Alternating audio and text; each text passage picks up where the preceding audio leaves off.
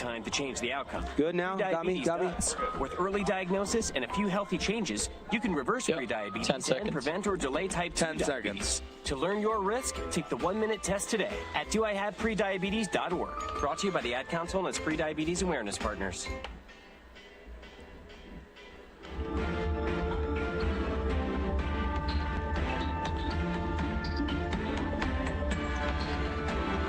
And welcome to high school baseball on the Fan Sports Network on a Friday night. Devin Dixon, Paul Ratliff officially welcoming you into our Game of the Week presented by Boulevard Home Furnishings, making your house more like home for over 40 years.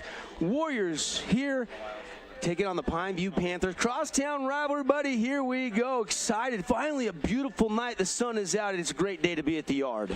Yeah, absolutely beautiful night. First game of the season for me. This fresh cut grass, the fans accumulating around the field.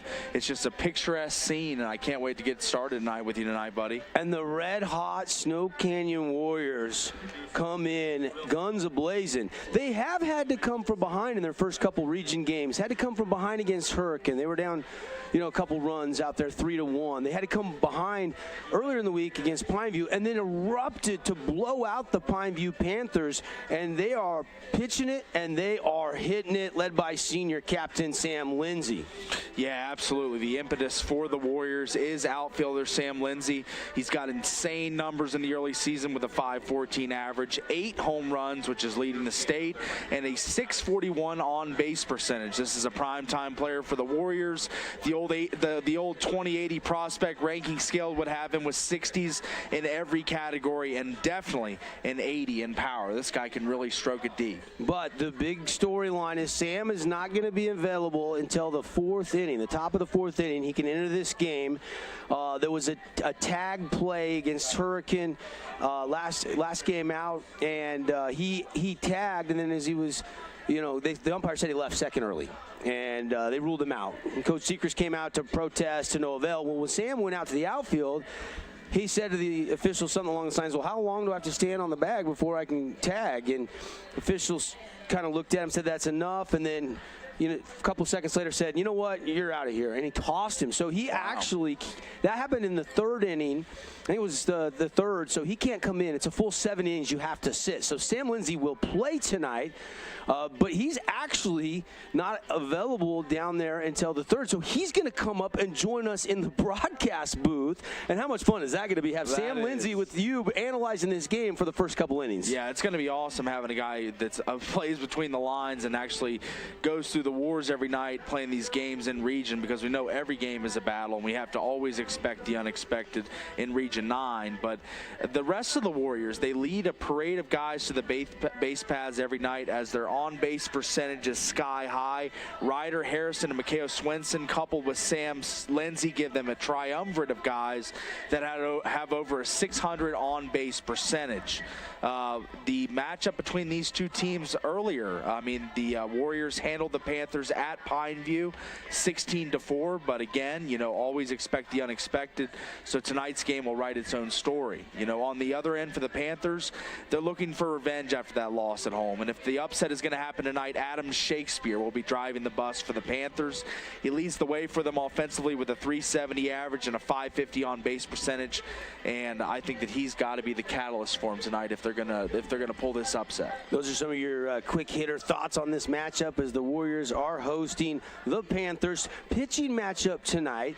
It's going to be a good one. Tank Kelly going for the Warriors. Boy, he's got some velocity, and hopefully we'll get the gun on him a little bit tonight. And then really the only guy that's really a true ace for Pineview is Coach McClellan has been searching to find some more pitching throughout the preseason and now into region play, and that's Nash Schroeder. We saw this guy in football, and then we saw him in basketball, what a star he was, and he'll take the bump for Coach Glenn McClellan tonight. Yeah, per Max Preps, Nash Schroeder right now with a 1 ERA, 1.0 ERA, so pretty impressive stuff from that kid. Multi-sport athlete, like you were saying, really super talented on the basketball court. We got a pleasure to watch him this season and get to watch him on the diamond as well. It's awesome. Again, this is the Findlay Subaru pregame show. Subaru always working hard, active in the community, proud sponsor of high school baseball.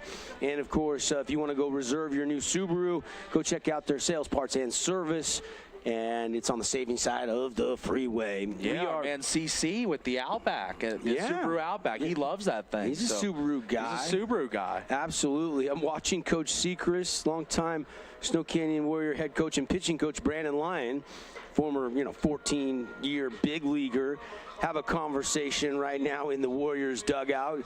They're taking a little in and out. Pineview right now. Coach McClellan is out there hitting fly balls out to right field. Little bit of a breeze. I'm looking at the American flag out there in center field, and there's a little 5 to 7 gust going right now. But other than that, finally temperatures in the upper 60s today. It felt like for the first time in a while. It's supposed to cool back down again over the weekend, but beautiful day on a Friday night to get out here, watch some baseball. If you're listening on radio, we invite you to watch the live stream. Link is up on our website, thefansportsnetwork.com. Coming at you tonight on the live stream for this crosstown rivalry. And you mentioned Andrew Shakespeare. He's gonna need a big game, but this could be a pitcher's duel potentially between these two aces of these respective teams. Yeah, absolutely. Nash Schroeder, of course, like you say, the true ace for this Pineview Panther team with the 1.0 ERA and a lot of innings too, so it's not a fluke, that ERA. And on the other side for Snow Canyon, it's going to be a cavalcade of guys that are going to come in and pitch, and I expect this to be a tightly contested one, not the 16-4 outcome we saw in the first matchup. I think this is going to be a tight game. Yeah, I agree. I think it's got the makings of it, especially with Sam out for the first 3 full innings. That's arguably the best player on the Snow Canyon roster. 8 home runs already, like you mentioned, leading the state in all classifications. Snow Canyon 12-2 entering this game. Pineview comes in 2-6. So those are the records coming into this game. Pineview, their only region loss was earlier in the week to Snow Canyon. So this is just their second region game. Of course, having the bye last week. Dixie's on the bye this week, so the Flyers will be back in action next week. All right, this is the Findlay Subaru pregame show. We're going to quick 60-second timeout. When we come back, we'll start diving into the keys to the game, more storylines, and lead you right up to the first pitch. Back after this here on the Fan Sports Network, your home for high school baseball. I'm Aaron Crane, host of the Region 10 Recap. Want to relive the highlights of the game? Look for the Region 10 Recap every week. Just follow St. George News on Facebook or go to stgeorgenews.com. As a local business owner, it's important to get the word out about your business. More people equals more revenue for you. Get your business in front of over 160,000 people in southern Utah each week with St. George News. Contact St. George News today.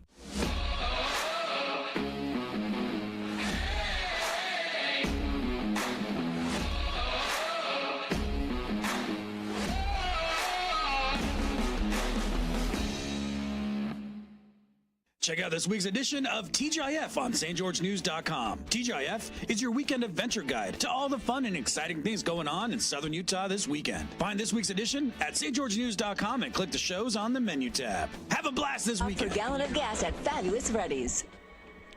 Hey, welcome back, everybody, on the Fan Sports Network. Snow Canyon hosting Pineview tonight. Yeah, get the grounders going. Will we see some home runs? It's going to be action-packed. Double play balls. Let's go. It's just a lovely night. Devin Dixon, Paul Ratliff, and this is the Findlay Subaru pregame show. And let's dive into some keys to the game. Obviously, the pitching is going to be important. Both guys want to have a good outing, get deep into this game, throw strikes. It'll be interesting to see who can have more Ks tonight. Obviously, you're in the region play now. You got to play mistake-free, an error, especially against a Snow Canyon offense that's been scoring runs at such a rapid clip. Yeah. In 14 games, they have scored 152 runs. So Pineview's got to be mistake-free defensively. You can't give any free passes or make any mistakes to the Snow Canyon offense. That's right. And one of my keys would be for the Pineview Panthers to limit the power as much as they can of the Snow Canyon Warriors. They've got 3 guys with 3 or more home runs on the season. Sam Lindsay with 8, Hayden Smith with 5, and Micaiah Swenson with 3. So if they can limit the long ball and make them, hit them in, hit them over, and then score, the harder way to score, not that big bop, to score a couple runs easily. I think that's a big key for the Pineview Panthers, is to limit the long ball. Yep, no question about it. And can they string the hits together offensively? We've seen Snow Canyon do it. Can Pineview do it? They're kind of coming in as an underdog tonight. Can you get those 2-3 hits in a row, manufacturing some runs, hitting with runners in scoring position. That's going to be at a premium tonight for Coach Glenn McClellan. You have your ace on the mound, and it's going to be a good one tonight. So those are the keys to the game. Again, brought to you by Finley Subaru. You look at these standings right now, and Dixie's 11-1, so Canyon's 12-2. Crimson with the win last night over Desert Hills in that makeup game, they're at 10-2. Desert Hills with the loss last night, they were up 2-1 going to the top of the fourth inning, and Crimson gets 10 hits and scores 13 runs, ends up winning a Mercy Rule 5-inning 16-2 game. It looks like a blowout, but for a minute there, Desert Hills was kind of in control until the wheels just proverbially came off. That's right. And we talk about runs in basketball, not as much in football and baseball, but there can be runs in baseball. When the runs are coming at a high clip, at a fast rate, it kind of gets to be damage control for the team that's surrendering those runs. So you just got to play mistake-free, like you were saying. Can't throw pitches right over the middle, over the plate. You got to throw right on the edges and the corners, paint the edges, as they say. And let's see a great game tonight. I'm pumped. Yeah, no question. Going to be a lot of fun as we are closing in. Both teams just finishing up, getting a little in and out going. We're going to take another 60-second timeout, come back with some final thoughts, and inch closer to high school baseball on a beautiful Friday night. Pineview on the road, taking on Snow Canyon right here on the Fan Sports Network. And remember, streaming on the fansportsnetwork.com. If you want to watch this game, we put it out on all our socials, on Twitter, on Facebook. It's all over the place. The link is out there, so hopefully you can find us tonight. If you're driving home and you want to watch this game, do the smarty phone thing and share it to your smart TV from your smarty phone, right, Paul? Cast it, yeah. Cast it, yeah. Cast it, baby. That's right. Yeah. We'll take a quick 60-second timeout, and starting lineups brought to you by the House of Jump. When we come back, Panthers at the Warriors. As a local business owner, it's important to get the word out about your business. More people equals more revenue for you. Get your business in front of over 160,000 people in southern Utah each week with St. George News. Contact St. George News 1983. today. We're the team you know.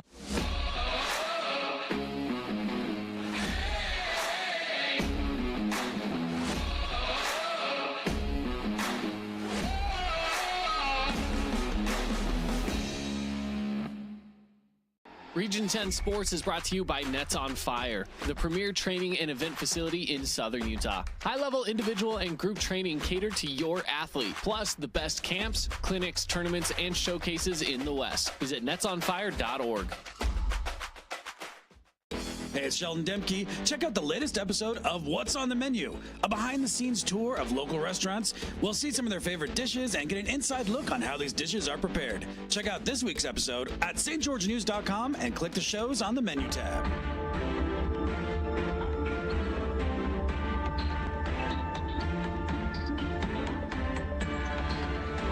We're back here, getting closer to the first pitch. Glenn McClellan, skipper of the Panthers, Reed Sechrist, skipper for the Warriors. The officials meeting for the great ceremony at home plate, exchanging the old lineup cards, a rich tradition as we get ready for Masters Week. I had to throw a tradition like no, That's else. right. Hey, let's get our House of Jump starting lineups for you. First for the visiting Pineview Panthers, and they're going to go with the lineup tonight. Kyson Milne will lead off and play short. Shakespeare will bat second and play left field. Nash Schroeder will pitch for Coach McClellan and bat third. Pedro Duarte will play second base and hit cleanup. Max Whites is the catcher, hitting fifth. Brooks Ficklin playing first. And Blake Stuckey is playing the hot corner over at third. Preston Christensen out in center field, and Boston Higbee in right field. That's the starting lineup, brought to you by the House of Jump for the Pineview Panthers. Here's the Warriors card tonight. Leading off the catcher, Hayden Smith. Batting second, playing short, Cruz Sechrist. In left field, batting third, Ryder Harrison. Corbin Hafin in center. Cleanup hitter tonight, Talon Kelly hitting fifth. Kyson Goetz playing third tonight. Mikhail Swenson in right field. Andrew Lyon is at second. And Braden Loveland at first base tonight again for this game to wrap up the month of March. Tomorrow, April Fool's Day, Paul. Yeah. Got any tricks up your sleeve? I don't think so. I think I'm just going to lay back and avoid the trick, stay home. I mean, I've been known to get pranked on April Fool's Day, so that could be something to avoid. Yeah. Yeah. We were wondering if somebody was going to have a prank in the studio for us, but it falls on a Saturday this year. We kind of got a little prank yesterday, didn't we? Somebody had some ranch ice cream, looked a lot like vanilla bean. It was disgusting. Anthem time. We'll take the break. We'll be right back for the first pitch. Stay with us, Warriors. Check out this week's edition of TGIF on stgeorgenews.com. TGIF is your weekend adventure guide to all the fun and exciting things going on in Southern Utah this weekend. Find this week's edition at stgeorgenews.com and click the shows on the menu tab. Have a blast this weekend. First Ace Hardware is conveniently located in St. George on the corner of Bluff Street and St. George Boulevard with 30,000 square feet of lawn and garden, paint, tools, fabrics, sporting goods, and the most complete nut and bolt section in town. First General Store, the Big Ace store on Bluff and on Main in Cedar City. Did you know that St. George News has a new app? Download the St. George News app today and stay up to date on everything happening in Southern Utah. Get instant notifications on news, weather, sports, and more. Download the app today and get your local news now. I'm Aaron Crane, host of the Region 10 Recap. Want to relive the highlights of the game? Look for the Region 10 Recap every week. Just follow St. George News on Facebook or go to stgeorgenews.com. Adams Wealth Advisory is a financial planning firm that is combined with an investment firm to provide the best possible outcomes for our clients. I always believe if you're intentional with your financial plan, things are going to work out really well for you. Visit AdamsWealthAdvisors.com or call 752-1702 to schedule a time with an advisor today.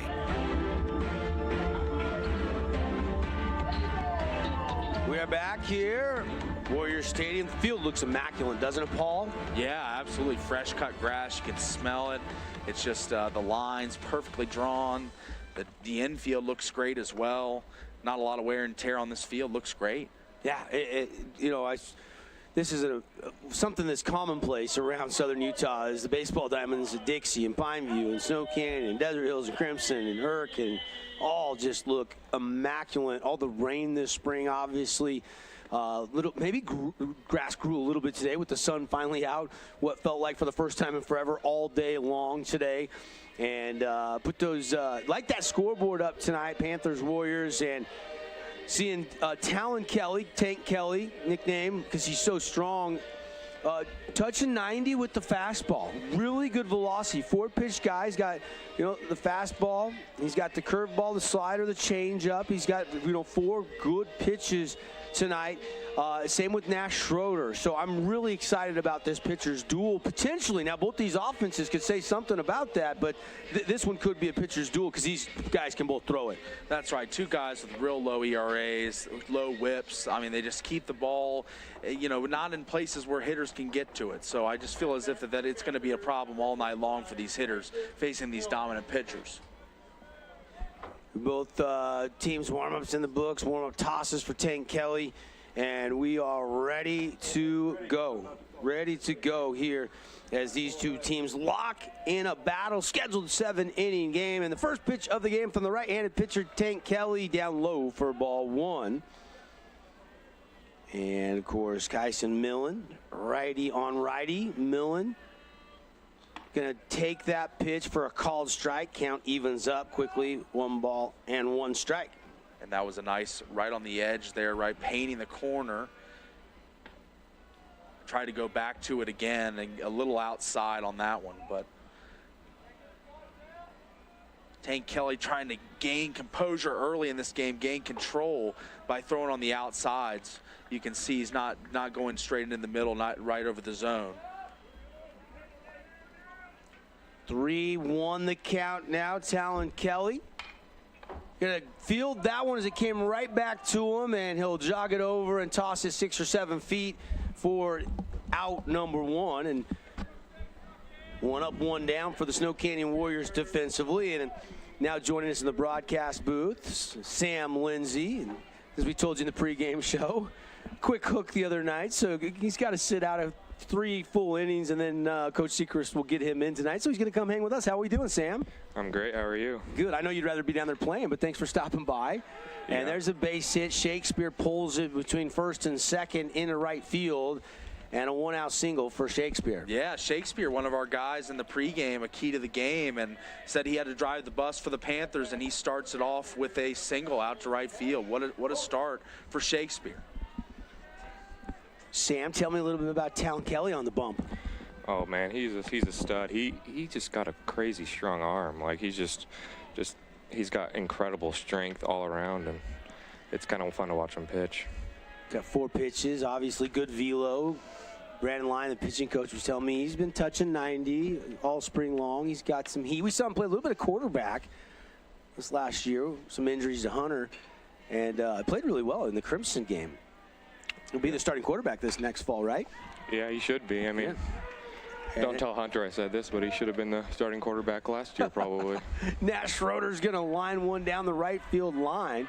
And now finally got a little something brewing here in the first inning. Sam, this is something that has happened to you guys the last couple games. This is a little bit of a slow start. You've had to come from behind in a couple of games, but the offense has exploded in the later innings. Yeah, no, we talked about that. Like we need to come into the game a little bit hotter, but yeah, I think our bats just come around eventually, but I think that's an adjustment that we need to make is come out a little bit hotter. Obviously, Shakespeare and Schroeder, 2 really good hitters. So back-to-back hits, and now runners on the corners with 1 out here in the top of the first inning. Senior Warrior captain Sam Lindsay joining Devin Dixon, Paul Ratliff here on the Fan Sports Network. If you're listening on the radio side, live stream up on our website, thefansportsnetwork.com. If you get home and want to watch the game, Kelly's going to rock fire, and that one painted for strike 2. What was that on the gun, if you had to guess? That looked 89 or so. Yeah, it was pretty firm. It was pretty firm. I don't really like hitting off him during live at-bats. He's kind of scary. He can change speeds pretty well. And that one's ripped and gloved by Lyon. A chance for a double play. Toss it over to first. And they got him. Schroeder gets leaning and a double play the unconventional way. Lyon out and a throw out. What a play there defensively by Lyon. Absolutely. Caught him leaning a little bit there. Schroeder was trying to get off to second, and just a great play there. What a throw to first, and that cleans up the inning. What looked like a threatening inning potentially for the Panthers is no problem at all for the Warriors. Yeah, big play there. We're going to keep it right here. How is Andrew Lyon different than your teammate from last year, his older brother Isaac? Yeah, well, I think they're pretty similar. Like if you would have compared them as sophomore and when Isaac was a sophomore, they're pretty similar. But I mean, Rue's probably hitting better than Isaac ever hit his sophomore year right now. But I don't know. I think they're kind of matching up pretty similarly. Yeah, no question. How much did you learn from playing with guys like Isaac Lyon and Luke Anderson, who's now at BYU, and all those seniors that you've had, and even the class before that? You've had some great leadership, and now it's your turn. Yeah, no, for sure. I think the biggest difference between guys that stay at the high school level and the guys that go to the Division I level is their mental side of the game, and it was just kind of impressive to see how in control they were of their mind and of their emotions, and so I think that's probably the biggest thing that I learned about them. 8 home runs right now. You're leading the state in all classifications. I asked you earlier, I'll ask you again on the live broadcast. Are you seeing watermelons? They're pitching watermelons to you, and you're like at a 4th of July party just bashing them? Yeah, I mean, sometimes it kind of feels like that, but yeah, I don't know. I'm feeling good right now. I'm feeling really good. All right, tell us about the quick hook. Tell us about why you're not out on the field right now with your teammates, man. It sounds like it was a quick hook. Yeah, I mean, there's not much to it. I think it was just kind of a misunderstanding, but yeah, I got ejected from the game, but it's just a slight speed bump in my journey. I think I don't. It's not that big of a deal. I don't think. At least it's 7 innings, and you were only part way through the game. So we will see you out there in the 4th inning. Coach Seacrest is going to put you into the 4th inning, I hope, right? Yeah, I hope so. I hope so for sure. But Sam, your team has a ton of power in general. You know, you guys, obviously you with 8 home runs, but Hayden and Mikhail with 8 combined as well. Like, you guys have just got a lot of run drivers in the lineup. Yeah, for sure. No, Hayden, he at one point he was tied in home runs with me this year, and that kind of lit a fire under me for sure. And I was like, I can't let this guy hit more home runs than I did, and I ended up hitting 2 more that day when I said that. But yeah. Is it like golf a little bit? Because when I get up and I'm like, oh, this is the long drive hole in a scramble, I always overswing. Is the same approach applicable in baseball? If you go up there and you're trying to hit a home run, sometimes it doesn't work out. It's when you're just trying to be smooth that sometimes you get that, smash factor and it leaves the yard. Yeah, that's something I worked on big this year so far, is just hitting the ball square. I kind of used to overswing sometimes, and I think I have a better chance of hitting a home run if I just hit the ball square and I swing 70% than just swinging 100% every time. So that's something I've been working on for sure, is just kind of slowing everything down and just getting the barrel there. How tough is this region? You've been playing in it for years now. I mean, Crimson, the defending state champs, they got you guys. I know that still stings going back to last year at Bruce Hurst Field, and that's probably motivated you guys all offseason. Dixie looks really good again this year. You can't count out this Panther team or teams like Desert Hill Cedar. But again, we've had state championships for the last 10 years out of our region. Yeah, the pitching in Region 10 is kind of unbelievable. Everybody seems to have a kid that's throwing high 80s, even low 90s. And I know when my brother played, like Riley Gates was the all-star at the state, and he was probably high 80s, and that was kind of the best player to ever kind of come through Snow Canyon or even Utah. So I think the pitching has just gotten so many levels ahead recently. It's kind of impressive. Nash Schroeder, first pitch to Smith. What's Hayden Smith like as a teammate? Oh, he's such a stud. He's just so easygoing, and I mean, if I was a college coach, I would want him on my team for sure. Hasn't BYU already offered him? Were they the first? Or do you know? Or has he got offers yet? I don't think he has any offers, but I know he's talking to a few schools, and I think he's pretty serious about playing college baseball. So I hope the best for him. Swing and a miss on a 2-0 count, so 2-1 now. 5 dingers. Second on the team to the guy joining us in the broadcast booth, Sam Lindsay. Take me through this at bat, Sam. I can't really even see home plate, to be honest with you, but what is it, 2-2? Yeah. Who is this kid on the mound? That's Nash Schroeder, Jr. Two-sport athlete, 1.0 ERA right now. Yeah, well, just from those few pitches, I can tell you I'd rather be on the on-deck circle than here with you. I'm just going to be honest with you straight up. I wish I was playing, but that's all right. You'll be out there soon enough. I'll be out there. And Schroeder ready. Rocks, fires, 2-2, and got him. Swing and a miss. That's an S&S mechanical strikeout for Schroeder, his first of the night. Now hitting for the Warriors. What's Coach Sechrist like on a day-to-day basis? I mean, he's an icon here. He's been here so long. He's got a great staff around him. What's it like to play for Coach Sechrist? Well, to be honest, he's kind of changed a little bit from my freshman year to now. That 2021 class, they had a lot of characters, and dealing with those guys, I think he definitely had to kind of reel it back a little bit as far as what he controls and what he doesn't. But he's super laid back. He a little more loose nowadays? Yeah, he lets us do what we want, and as long as we perform, that's all he cares about. He doesn't really care what happens off the field. Love the jog to third. It's not really a sprint to third, but it's a good jog as Coach Sechrist is out there coaching third. He's done it as long as I can ever remember. Yeah, it is. It's the iconic jog for sure. I think it's all that Zip Fizz he drinks. It gives him all that energy. 1-1 the count now on Sechrist.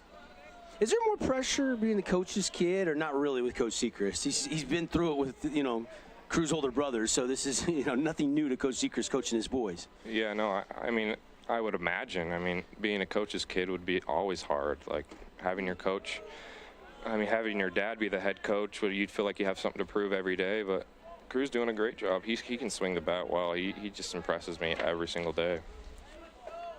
So I have no problem with him where he's at. Yeah. See what he can do here. Lifts it into center. Got a little bit underneath it, and he'll fly out. Smooth play out there by Preston Christensen for out number 2. We're in the bottom of the first inning. Devin Dixon, Paul Ratliff, Sam Lindsay, senior star for the Warriors, hanging out with us in the broadcast booth. It's killing him right now, but at least we're keeping you busy, right? Yeah. This might be better for you than standing down in the dugout chewing sunflower seeds. Yeah, it's keeping my mind off of it for sure. Ryder Harrison steps in from the left side. Ryder Harrison leading the team in on-base percentage at .654. Pretty interesting. It's a great stat to lead a team like this lineup has. Yeah. Very capable lineup with a lot of guys who can who can take you deep and spray to all fields. So that's an impressive stat to be leading. And Ryder's got a lot of experience at this point in time. I mean, integral part of the team all year last year, everyday guy. I mean, he doesn't feel pressure. No, I don't think he does. But that stat that you just mentioned definitely lit a fire under me as well. That's not gonna be there for very long either. Is your whole family a baseball family, Sam? Yeah, we love baseball. It's kind of been what we've loved to watch and play. But yeah, my mom loves it the most. Really? Yeah. She's from Italy, and she's kind of new to all the American pastimes and the American traditions, and I think baseball was one of her favorites. Cache Valley Bank foul ball off the bat of Ryder Harrison. Italy, huh? Do you go back over there? Still have family over there? You guys visit a lot? Yeah, we do. We have a house out there, so we go visit quite a bit. Yeah. I've never been to Italy, but I worked at an Italian restaurant for 4 years, and I love Italian food. If I have a choice on dinner, it's Italian food or a good steakhouse. One of the two. Yeah. My wife usually ends up taking me to Cheesecake Factory. I usually get overruled. A swing and a drive. This one's slicing away from Christensen. It's going to be extra bases for Ryder Harrison. He's going to take a big turn, dig in, and he is going to have a stand-up double with 2 down on a full count pitch. Good piece of hitting there for Ryder. That was good. Didn't try to do too much with it, just went the other way. Yeah, just popped it out of there, popped it out to the outfield there, right near the warning track. Good power and great contact. Get the Warriors on base here, threatening with a runner in scoring position. No score here. 2 hits, but a double play turn at second by Line, and now a slow roller out to first and an unassisted put out, and that'll do it. Well, we've played 1 full inning here, and we are scoreless on the Wilkinson's House of Lighting scoreboard. And no runs on that 1 hit, that extra base hit by Harrison when we come back here for inning number 2. Sam, you stick around 1 more inning? Yeah, I got 1 more inning. Sam Lindsay, Devin Dixon, Paul Ratliff back in 60 seconds with more Warrior versus the Panther baseball on the Fan Sports Network. Looking for a place to let the kids run wild? Host a birthday party? House of Jump has got you covered. Plenty of trampolines, head-to-head. We are Utah's financial outfitter, and we're here when it's time for your business to climb higher. Cache Valley Bank, mountains await. Member FDIC, equal housing lender. This cheesesteak is so freshly grilled, you could still hear it sizzling. I can hear it too. Me too. Actually, it's the Cheesesteak? grill. Grilled right in front of you. It's a Jersey Mike's thing.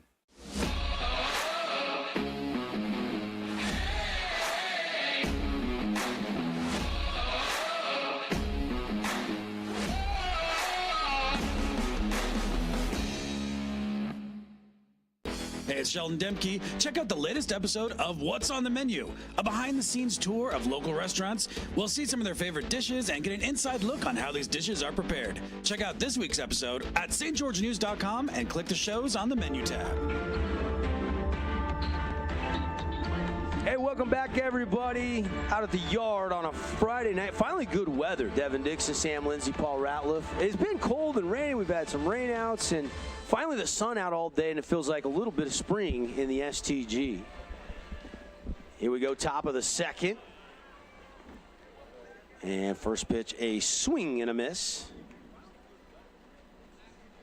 White's at the plate. And that one missing 1-1 the count from the right-handed Warrior pitcher, Tank Kelly. Does everybody call him Tank, Sam? Yeah, Tank or TK, either of those. Yeah? What do you call him? TK. You do? Yeah. I like it. Tank sounds a little harsh to me. He's built like a tank. White's with the drive, and that's going to be extra bases. Stays in the park, nearly a ground rule double, but White's is going to stand up at second base with a leadout double, and already 3 Panther hits in this game as we're just starting up the second inning. Brooks Ficklin will step in. Have they announced where the state baseball tournament is going to be? Is it going to be like a combo between UVU and BYU? Is that what I heard? I'm not sure. I know it's up north this year, but I don't know what what fields they're at this year. I heard a rumor. They haven't actually put that out on the UHSA website, but I heard that that's what they were looking at doing. Of course, it was nice to have it here last year in our backyard, wasn't it? Yeah, it was. Have all your friends and family come. There was definitely a bigger show out for these St. George teams. You know, you were talking about your mom being from Italy. You're a big baseball family. Your whole family loves it. How many parks have you been to? Who's your team? MLB team? Yeah. You know what? I don't watch any professional sports at all. So really, college sports? Do you watch a little bit of that? Not much. You know what? Whoever's the worst team in the league, that's probably my favorite team. I'll take them. Tell me this. At least you're going to watch a little of the Masters next week. Oh yeah, I like golf. Yeah? I like golf. Yeah. The Masters next week. I'm all fired up. That's hours of just view and enjoyment for me. You go from the NCAA tournament just right into Masters week. I'm all fired up. We got, of course, the Final Four tomorrow night. I don't know if anybody's bracket's looking very good at this point in time. No, mine's in the garbage. White's out there. Not a big lead. And that one just missing. Count now 1 and 2 on Brooks Ficklin. They did pinch run, I believe. They got a pinch runner out there. Here's the windup and the pitch, and fooled him, swing and a miss. Is that the slider? It looked like it, yeah. How nasty a slider. You said it's tough hitting off him in live stuff when he goes to go inter squad. Yeah, he can get the ball to move in some ways that I don't really see many guys make him move, but yeah, he's pretty nasty.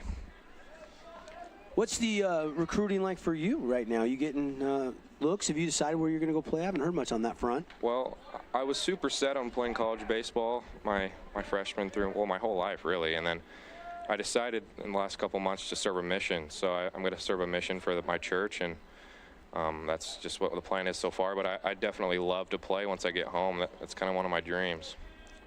Still might get an opportunity to commit before you go, so you know where you're coming when you go home. Obviously, 2 years passes, so you could change your mind. But it's kind of nice to go and have that commitment, at least on paper. Yeah, for sure. Getting that decision out of the way would be nice, but currently I don't really have not many options. That's going to change if you keep swinging it like you're swinging it. You know that, right? Yeah, hopefully. You're hitting 500 with 8 dingers in what? You guys played 12 games? 14 games? Yeah. Kelly there. Missing 2-1 the count. 1 on, 1 out. No score on our Wilkinson scoreboard here in our Boulevard home game of the week. And Kelly with a beautiful pitch, painting the outer half for a college strike at the knees.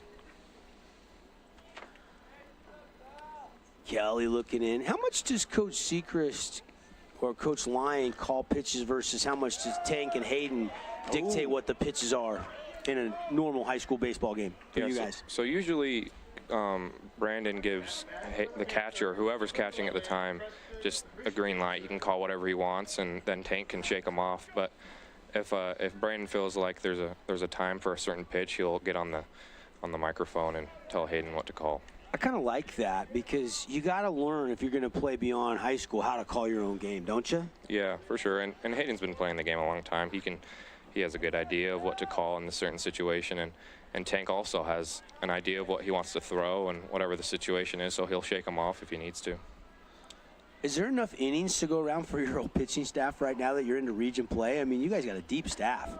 Yeah, we're pretty deep this year. I think we'll be really, really solid.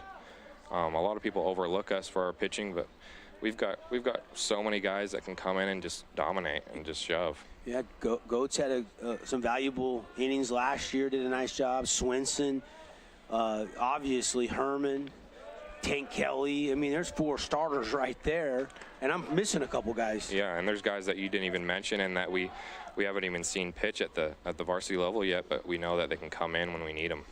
The kid that pitched the JV game today gave up just 1 run. He's winning some games too. What's his name? Who's that? Trey Kelch, maybe? I don't know. No, it wasn't Kelch.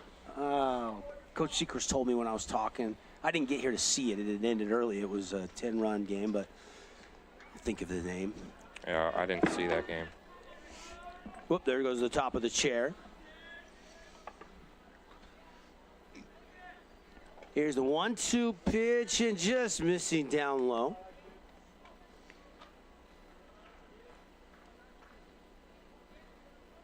We're into the top of the second. 2-2 count with 2 outs.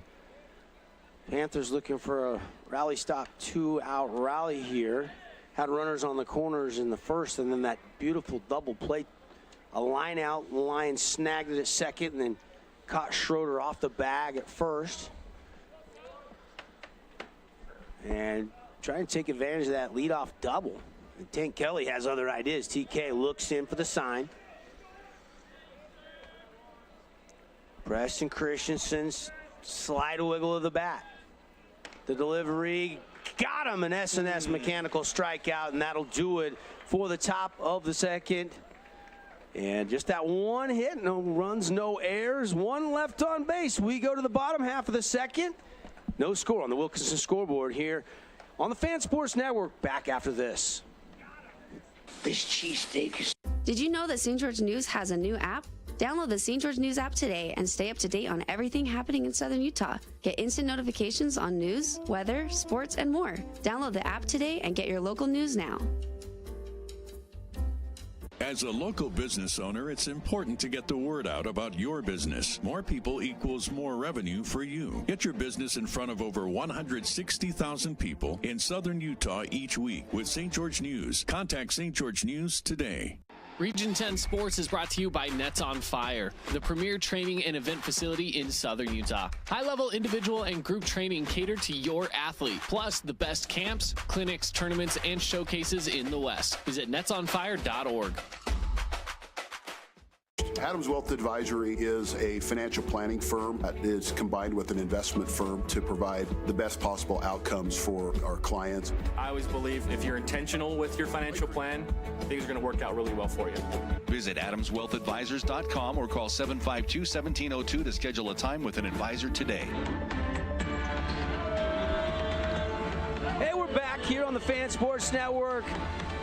Glad you're with us tonight. As always, we'll be looking to hand out some awards during the course of the game. We'll officially name them our post-game show, our Hearst Ace Hardware Player of the Game.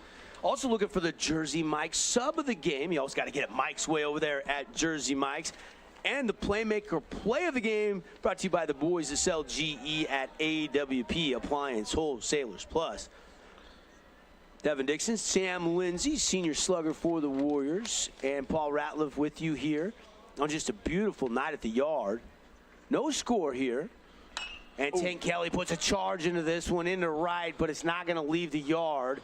And right to the warning track and caught for out number 1. You never know when Tank mishits it if it's still enough to get out of the yard, don't you? Yeah, I know. He's I think people call him Tank Exit Velo Kelly. Kind of cheesy, but it's kind of true. Like, he just seems to put a lot of power into the ball. How much time do you guys spend in the weight room in the off season? I mean, is Tank the kind of the leader in the weight room? I would assume that he's a guy that can get after it and shove some weights. Yeah, he kind of likes to rub it in our face how much he can lift, but most of the guys lift pretty hard in the off season. But to be honest with you, I don't lift very much. I kind of work more on just staying mobile and staying flexible, and that's about it. The only weights I lift is the donuts into my mouth. Yeah. Is that what you're having for breakfast to hit 8 home runs through 14 games? Yeah, I don't know what it is. I guess my dad gave the power to me or something. I don't know where I got the power from, But isn't it more about working it in the cage and taking reps, swinging? Like, I had a friend who played college baseball, and he said that weight training is not as important in baseball as in other sports. It's more about working it in the cage and working your swing and working your technique. Yeah, like I said earlier, the most important thing is getting the sweet spot of the bat on the ball, because the sweet spot really produces all that power and all that distance off the bat. But just like golf, baseball is a lot about timing and just getting all the muscles to be in sync and firing at the right times, and that's where you get your power from. You still like the game of golf. You and I had this chat. You still like to get out and play a little bit. Yeah, I love golf. It's fun. Kyson Goetz played a lot of golf before, he fell in love with the game of baseball. I think even his freshman and maybe even his sophomore year, I think he played for the Warrior golf team before he stopped doing that a year ago. Yeah, he's a really good golfer. Me and him go play pretty often, and he takes my money sometimes, for sure. You got the Venmo going, and Goetz gets hit in the right foot. I think it was the right foot, and he'll take first base on the beanball.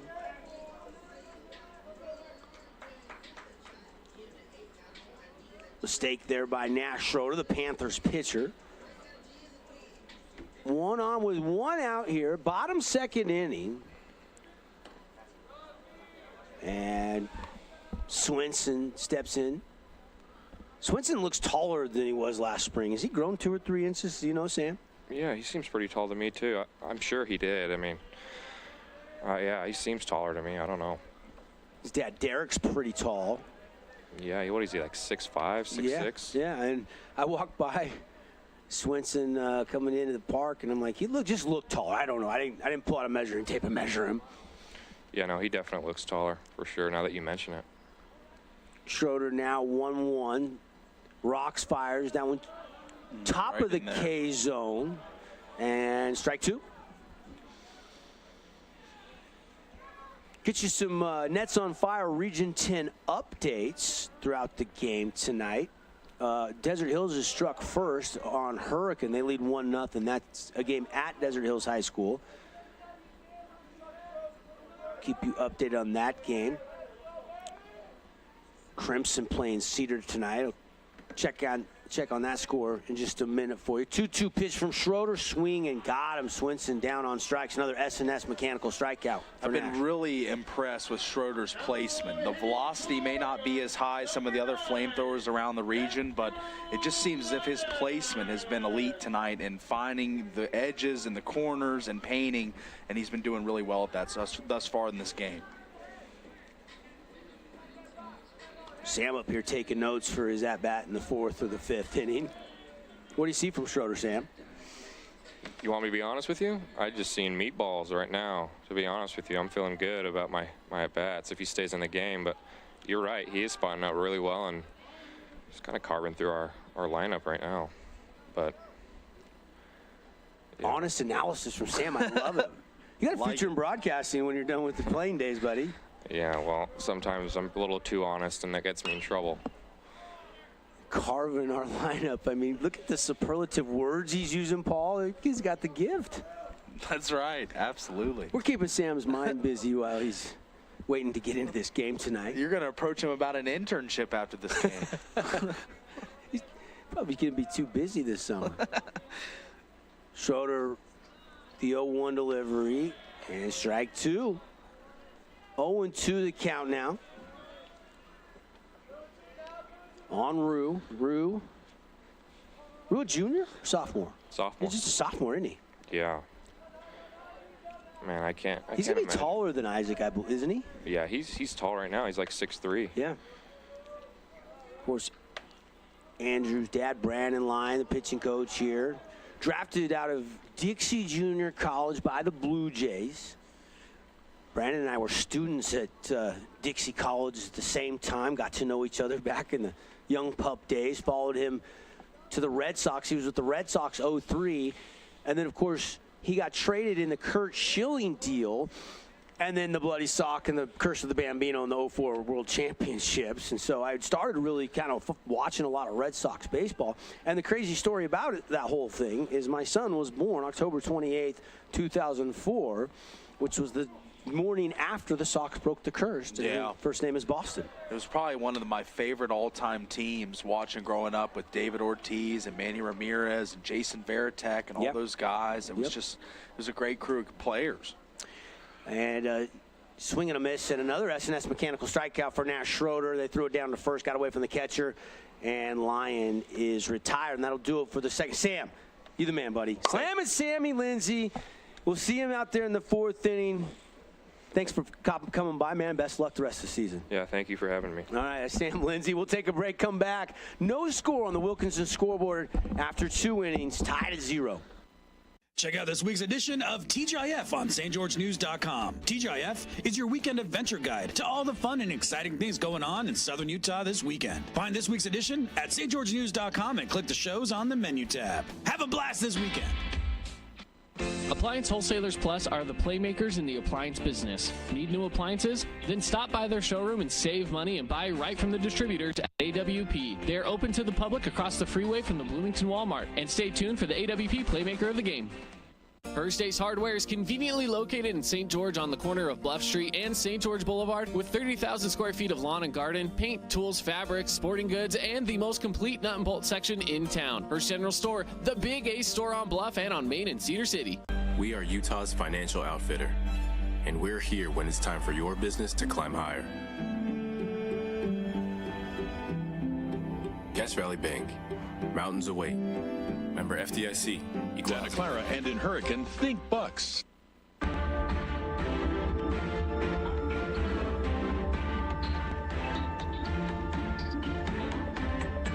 Back at the ballpark here on the Fan Sports Network. Tonight's game presented by the Boulevard.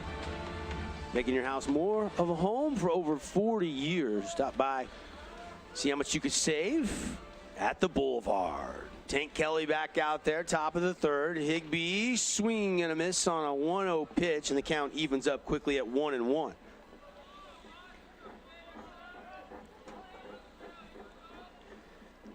Kelly gonna rock fire, and that one just a bit down low, ball 2. Both these pitchers, we kind of mentioned the pregame show, we could see a pitcher's duel. 3 hits already for the Panthers, just 1 hit for the Warriors. Yeah, the Panthers really were threatening early on in the game when they had first and third with 1 out, I believe, and weren't able to take advantage of the opportunity with the Warriors getting that double play ball. But, I mean, the Panthers, you couldn't have scripted a better start for them. You know, not allowing any runs, Nash Schroeder pretty much dealing throughout. So a good start for the Panthers early in this baseball game. I know as they're still trying to battle back here after that disappointing game against Snow Canyon a week ago or so, but this has been a totally different team tonight, you know, as far as the composure and the no-quit attitude and not allowing any defensive lapses or bad pitches. I mean, it's gone as scripted so far. I promised you an update brought to you by Nets on Fire, building champions on and off the court. Nets on Fire, Jimmer Fredette coming in to do a camp next month in April, a couple weeks from now. And also the Battle on the Blacktop Cora Kids fundraiser 3-on-3 tournament at Nets on Fire. Sign up for either netsonfire.org. Crimson Cliffs jumping all over Cedar City right now, up 6-0. Morris is pitching tonight. Jager Baldwin already with an RBI. Tyler West has 2 ribbies. Those 2 guys really led the way last night in that 16-2 win over Desert Hills. Roller over to Goats at third. 1 hops, and we're going to have infield single. How are they going to score that? We'll see what the official score decides to do. With that, it's either E5 or an infield hit. Just gotten that one out, getting down the line. What a play there. I mean, you can tell Pineview wants this one because they're kind of bitter about that first loss, and I just feel like they've come out tonight with a lot of fire in them early on. That's going to be, I think I'm going to score that E5. I think the throws there, he gets him. Yeah. So we'll score that at air. Millen on that ground ball reaches. And 1 on with 1 out here for Pineview. Top of the 3rd inning. And Andrew Shakespeare, smooth swinging Andrew Shakespeare for the left side. Yeah. Stepping in, he's already 1 for 1 tonight. He was one of our keys to the game early on, and you know, we thought he had to be a factor in this game for Pineview to have a chance to win, and he has been checking in offensively in the first inning. And breaking ball from TK as Sam calls his teammate Tank Kelly, and that's a pretty one for strike 1. 2-1 the count to Shakespeare. A 370 average on the season for Shakespeare. See what he and Smith want to do. They want to snap throw over to make sure Millen is not getting too big of a lead over there. Good speed for Millen. No score again. 3rd inning, top of the 3rd. And that one's going to be a Cache Valley Bank foul ball straight back. Hopefully we'll get a Ben Blaster's blast of the game. The clean can plan from Ben Blaster. Say goodbye to dirty and smelly garbage cans forever with Ben Blaster's convenient subscription service for just $19.95 a month. I need that. I could use that. Yeah, I could too. No question. Yeah, it's been a while since I've gotten in the depths of my garbage can, and it definitely needs a bin blast. Runner going, a little hit and run. It's popped up, shallow left, and coming in is Ryder Harrison. And Millen will have to go back to first, and 2 outs. Good pitch there, inducing the Shakespeare pop-up after Shakespeare got way ahead in the count. TK battling back. Yeah, absolutely. What a battling back at bat, a resilient at bat, and ends in and out, but still, Pineview still battling here as we're scoreless in the 3rd inning. Nash Schroeder stepping in, trying to help his own cause, the starting pitcher for Coach McClellan and the Panthers tonight. A swing and a drive right back up the middle, and it gets through. And a 2-out single. We'll get a little 2-out rally going here maybe. Brought to you by Rally Stop. Stop by your local Rally Stop before or after the game for drinks, snacks, and fuel up. Just a slow roller right through that sweet spot between the short and second, and Nash Schroeder, like you say, helping himself out there on the mound. Wants some run support, why not just do it himself as he flicks one into the outfield there, right into center field, barely off the dirt. Schroeder is 79 to 81, topping out about 82 in that bottom of the second on the mound. And TK is topping out fastball tonight, 89, the fastest he has been clocked on the gun. Different type of pitchers, obviously. You know, when you're throwing 89, though, you square it up. You don't have to do too much. That's right. They provide a lot of the momentum for you with throwing that ball that fast. So 1-0 pitch, and that one's going to get away, but they got him in a pickle. They throw to second, and he's going to be run down, and a mistake there made by Millen. It was a golden opportunity. Yep. That that'll erase the lead runner, and that is out number 3. And he was got caught out there in no man's land between second and third. We'll go to the bottom half of inning number 3. No runs, no errors. 1 hit for the Panthers, but they can't do anything with it, and we're still scoreless here between Pineview and Snow Canyon from Warrior Stadium here on the Fan Sports Network. We'll be right back after this 60-second timeout. Message from our great local partners. This cheesesteak is so freshly grilled, you could still hear it sizzling. I can hear it too. Me too. Actually, it's the Hello? Cheesesteak? grill. Grilled right in front of you. It's a Jersey Mike's thing.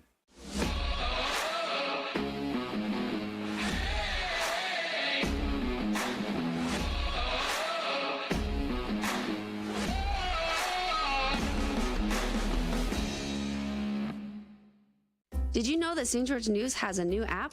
Download the St. George News app today and stay up to date on everything happening in Southern Utah. Get instant notifications on news, weather, sports, and more. Download the app today and get your local news now. Hey, it's Sheldon Demke. Check out the latest episode of What's on the Menu, a behind-the-scenes tour of local restaurants. We'll see some of their favorite dishes and get an inside look on how these dishes are prepared. Check out this week's episode at stgeorgenews.com and click the shows on the menu tab. Factory authorized dealer. Turn to the experts.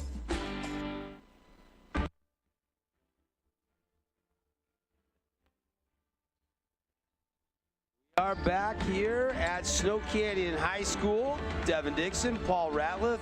Glad you're with us on just a beautiful, finally a beautiful day for baseball. As temperatures got up into the 60s today, finally felt a little bit more like springtime. No score here. Home half of the 3rd.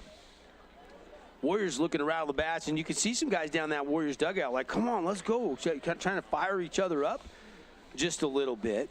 Well, they're going to get a big infusion of life when Sam Lindsay comes back into the lineup in the 4th inning. But until then, you know, they got to hold off here.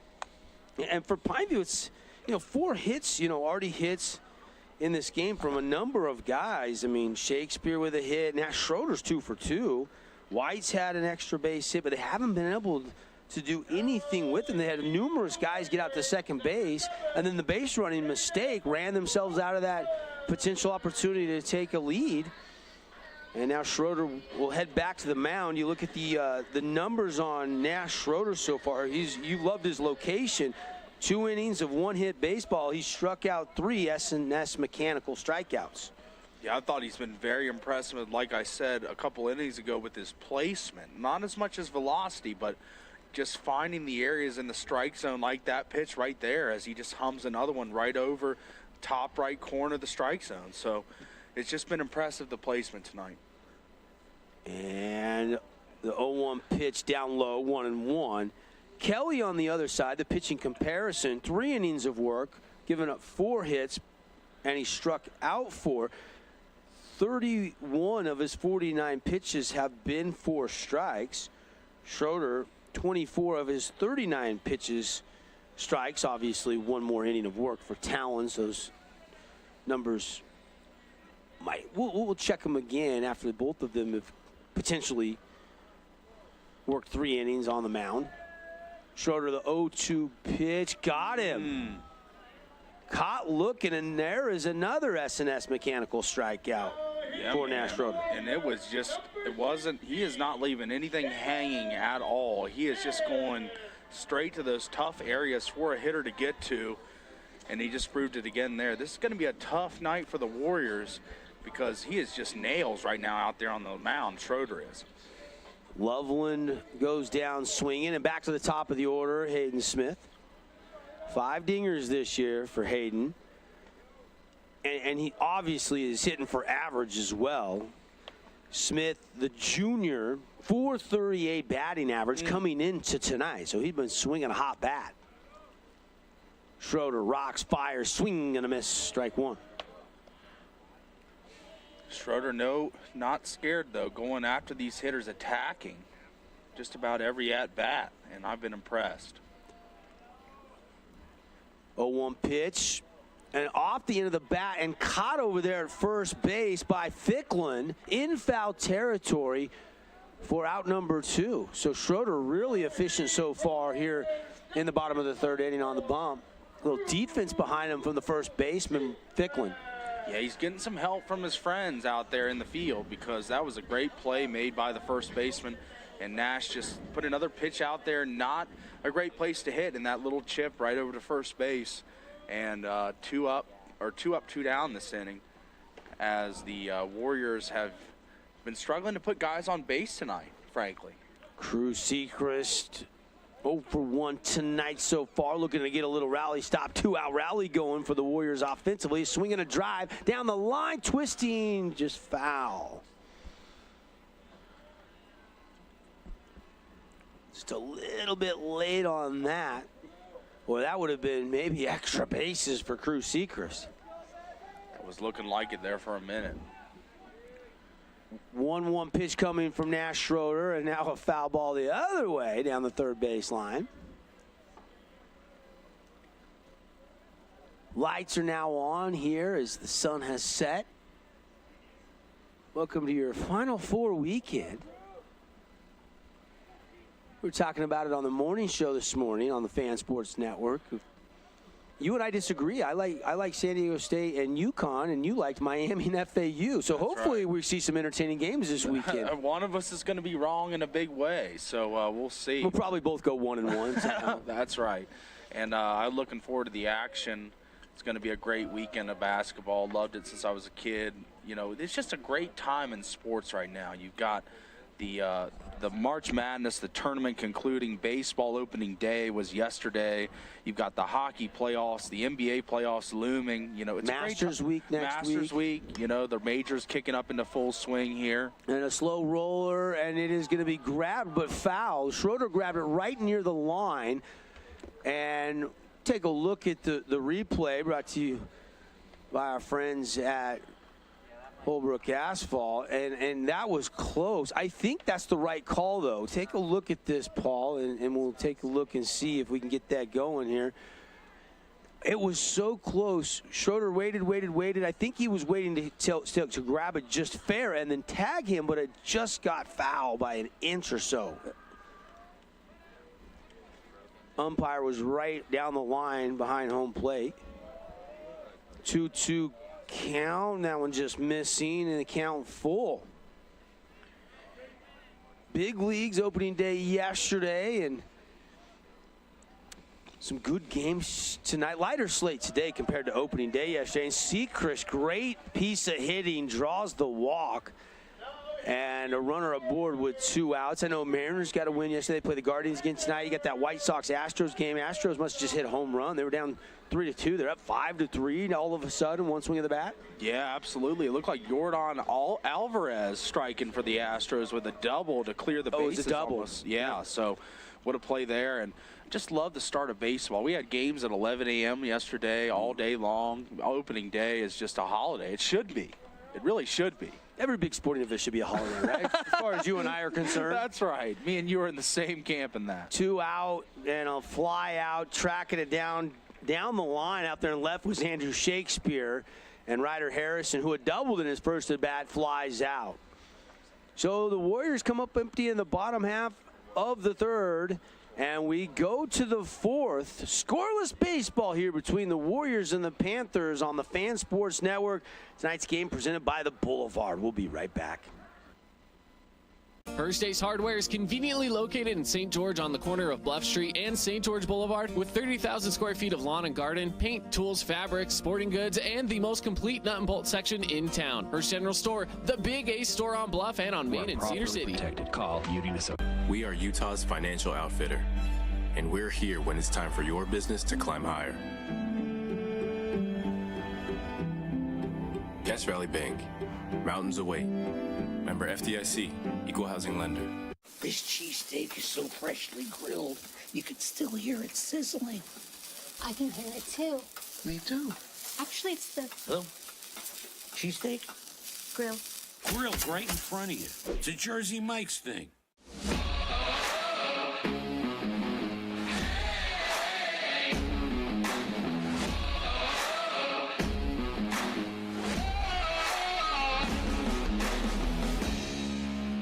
2423 for 1 hour free jump time.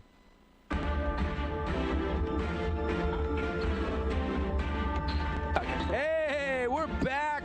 We got control on a Friday night of the broadcast booth here. And we go to the visiting top half of the fourth and into the Bucks brand beef batter's box is Duarte. Buck brand beef. Homegrown Southern Utah beef. If you want you want a full side of beef, you want the hamburger and the ribeyes and the T-bones and the fillets, you can get it customized, stock that freezer up, get that Traeger out and start grilling. Major League Baseball is underway, doing a little tailgate and whatever. You want to call Buck brand beef. 435-644-2825 for the best deal on the best Southern Utah homegrown beef. Give them a call, 644-2825, or you can email buckbrand@gmail.com to order. And just like that, Duarte goes down, and here is Whites, who doubled 1-for-1 tonight. White's with the only home run for the Panthers on the season. One of the only players with 1 home run on the roster, so leading the team, brings the power. Yeah. Tank Kelly has other ideas, though. Here's the 1-1 delivery, and that one a Cache Valley Bank foul ball. If we get a home run tonight, it's brought to you by the Donut Run. Start your mornings at the Donut Run off Brigham Road, over there by KB Express, not far from Desert Hills High School. Love the Donut Run, the kolaches, baby. And there's a shot past short. Actually an error. And did it go off the glove? It did. It actually went off the glove of the short. So an error there. We'll get the replay. And we saw it shoot up the middle, and it was just too hot to handle. Yeah, yeah. Sometimes you hit a hard right at him, and good things happen, and that's what happened. That ball just kind of ate up Sechrist. I was looking down and just saw the very end of it. And, yep. Take a look at that replay real quick. And here, a hot shot. Yeah, it just ate him up. Yeah. It just almost looked like it took a high bounce off his shin maybe there.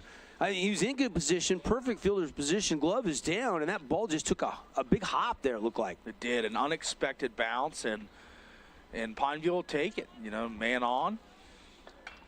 And a swing and a drive, and that's going to drop into left field for a base hit by Brooks Ficklin. And all of a sudden, with one out, Panthers got runners on first and second. Jardine has been coming into pinch run, and Stuckey will step in. So Jardine is out there at second. Now Stuckey, a very familiar name for Pineview. Yeah, it's kind of a Southern Utah name, isn't it? Yeah, it is. Stuckey, the third baseman. And that one missing for ball one. Rockies jumping out on the Padres against tonight. Yeah. That was your World Series champion They pick were. preseason. And the Rockies have played admirably the last 2 days. I get the Rockies at my house and was watching them last night and won 7-2 in the opener out there. Hot shot to first, throw to second, back to Kelly covering, and it gets away from him, and that'll allow the run to score. Jardine scores, and all of a sudden, the Panthers do finally get that elusive first run and take a 1-0 lead.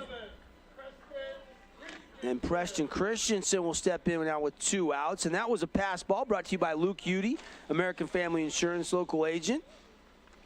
Call for a free quote on your auto, home, or life insurance today. Luke Udy, proud sponsor of Region 10 baseball. And that one just got away from first baseman, and that allowed the runner to go around third and score. And Stuckey gets down there to second, obviously. Yeah, on the pass ball, yeah. It's going to be and that's going to be the second Warrior error of the night. Pineview yet to commit an error. They've had some mental errors on the base pass. Yeah, Snow Canyon 2 in this inning. Yep. You know, got eaten up by that ground ball, and now throw one pass ball into the dugout. So Pineview taking advantage of the breaks they have, and they got a man on second in scoring position here, trying to add on.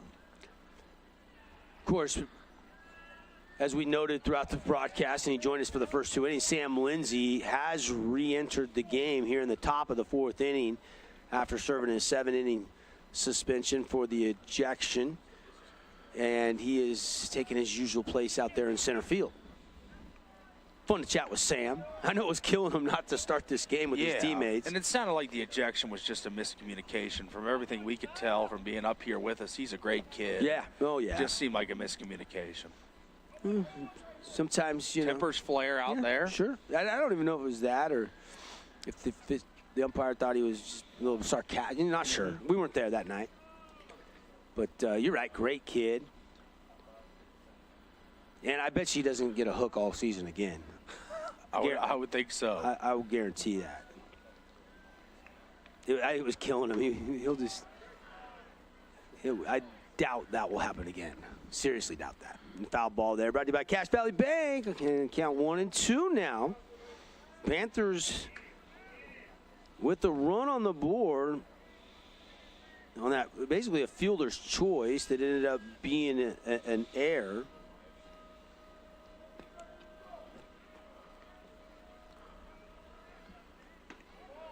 And got him. There's an S&S mechanical strikeout for Talon Kelly. But the Panthers do get one run, and in a tight one, they have the 1-0 lead on the Wilkinson scoreboard. You're listening to High School Baseball on the Fan Sports Network.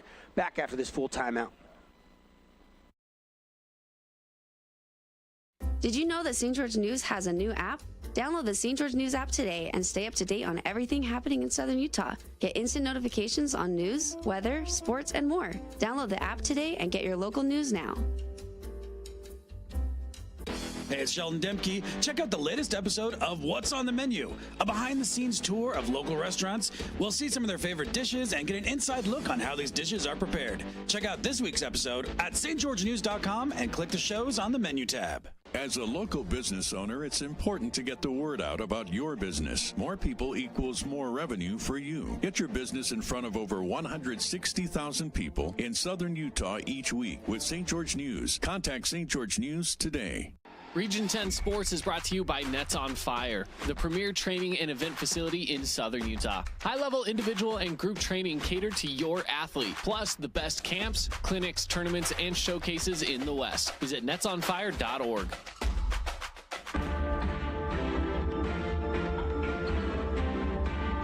Hey, we're back, everybody, here at Snow Canyon High School. Devin Dixon, Paul Ratliff, Big P they call him. And our look ahead, we got more high school baseball next week, brought to you by Bucks Ace Hardware. We're all fired up.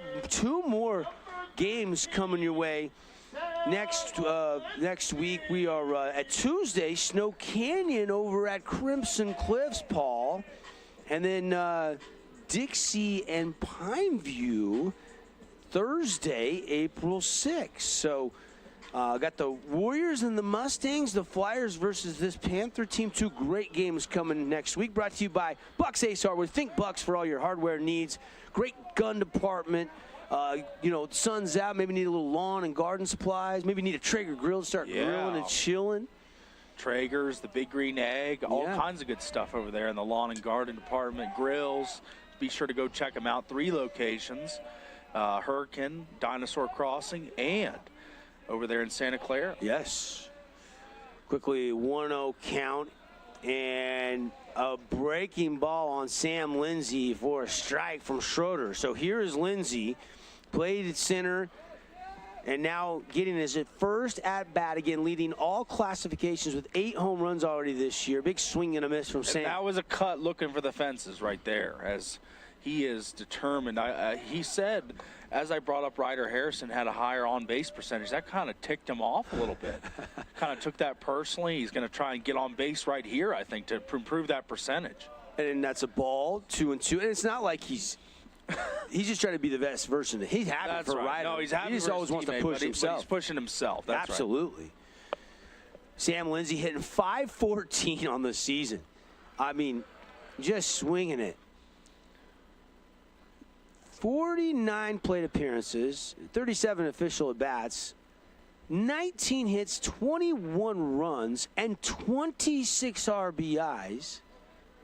2 doubles, a triple, and 8 home runs. The stat line brought to you by Adams Wealth Advisors, our stat sponsor all season long. Markets are always unpredictable, but reaching your financial goals shouldn't be. Visit adamswealthadvisors.com to schedule a consultation today. Now serving Southern Utah.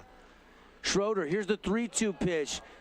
And that's a pop-up and out of play, straight back off the bat, a slamming Sammy Lindsay, who was our guest commentator for the first 2 innings. Coach Sechrist gave us permission for that, which I was kind of surprised, but I think it was actually kind of fun for Sam. Yeah, player exclusive kind of deal, behind the scenes type access here at the Fan Sports Network as Sam does strike out there. Yeah, and that was a breaking ball, off-speed pitch, and he just got out in front of it. And Talon Kelly will step in. Schroeder, 59 pitches tonight. And also just efficient with the strikes.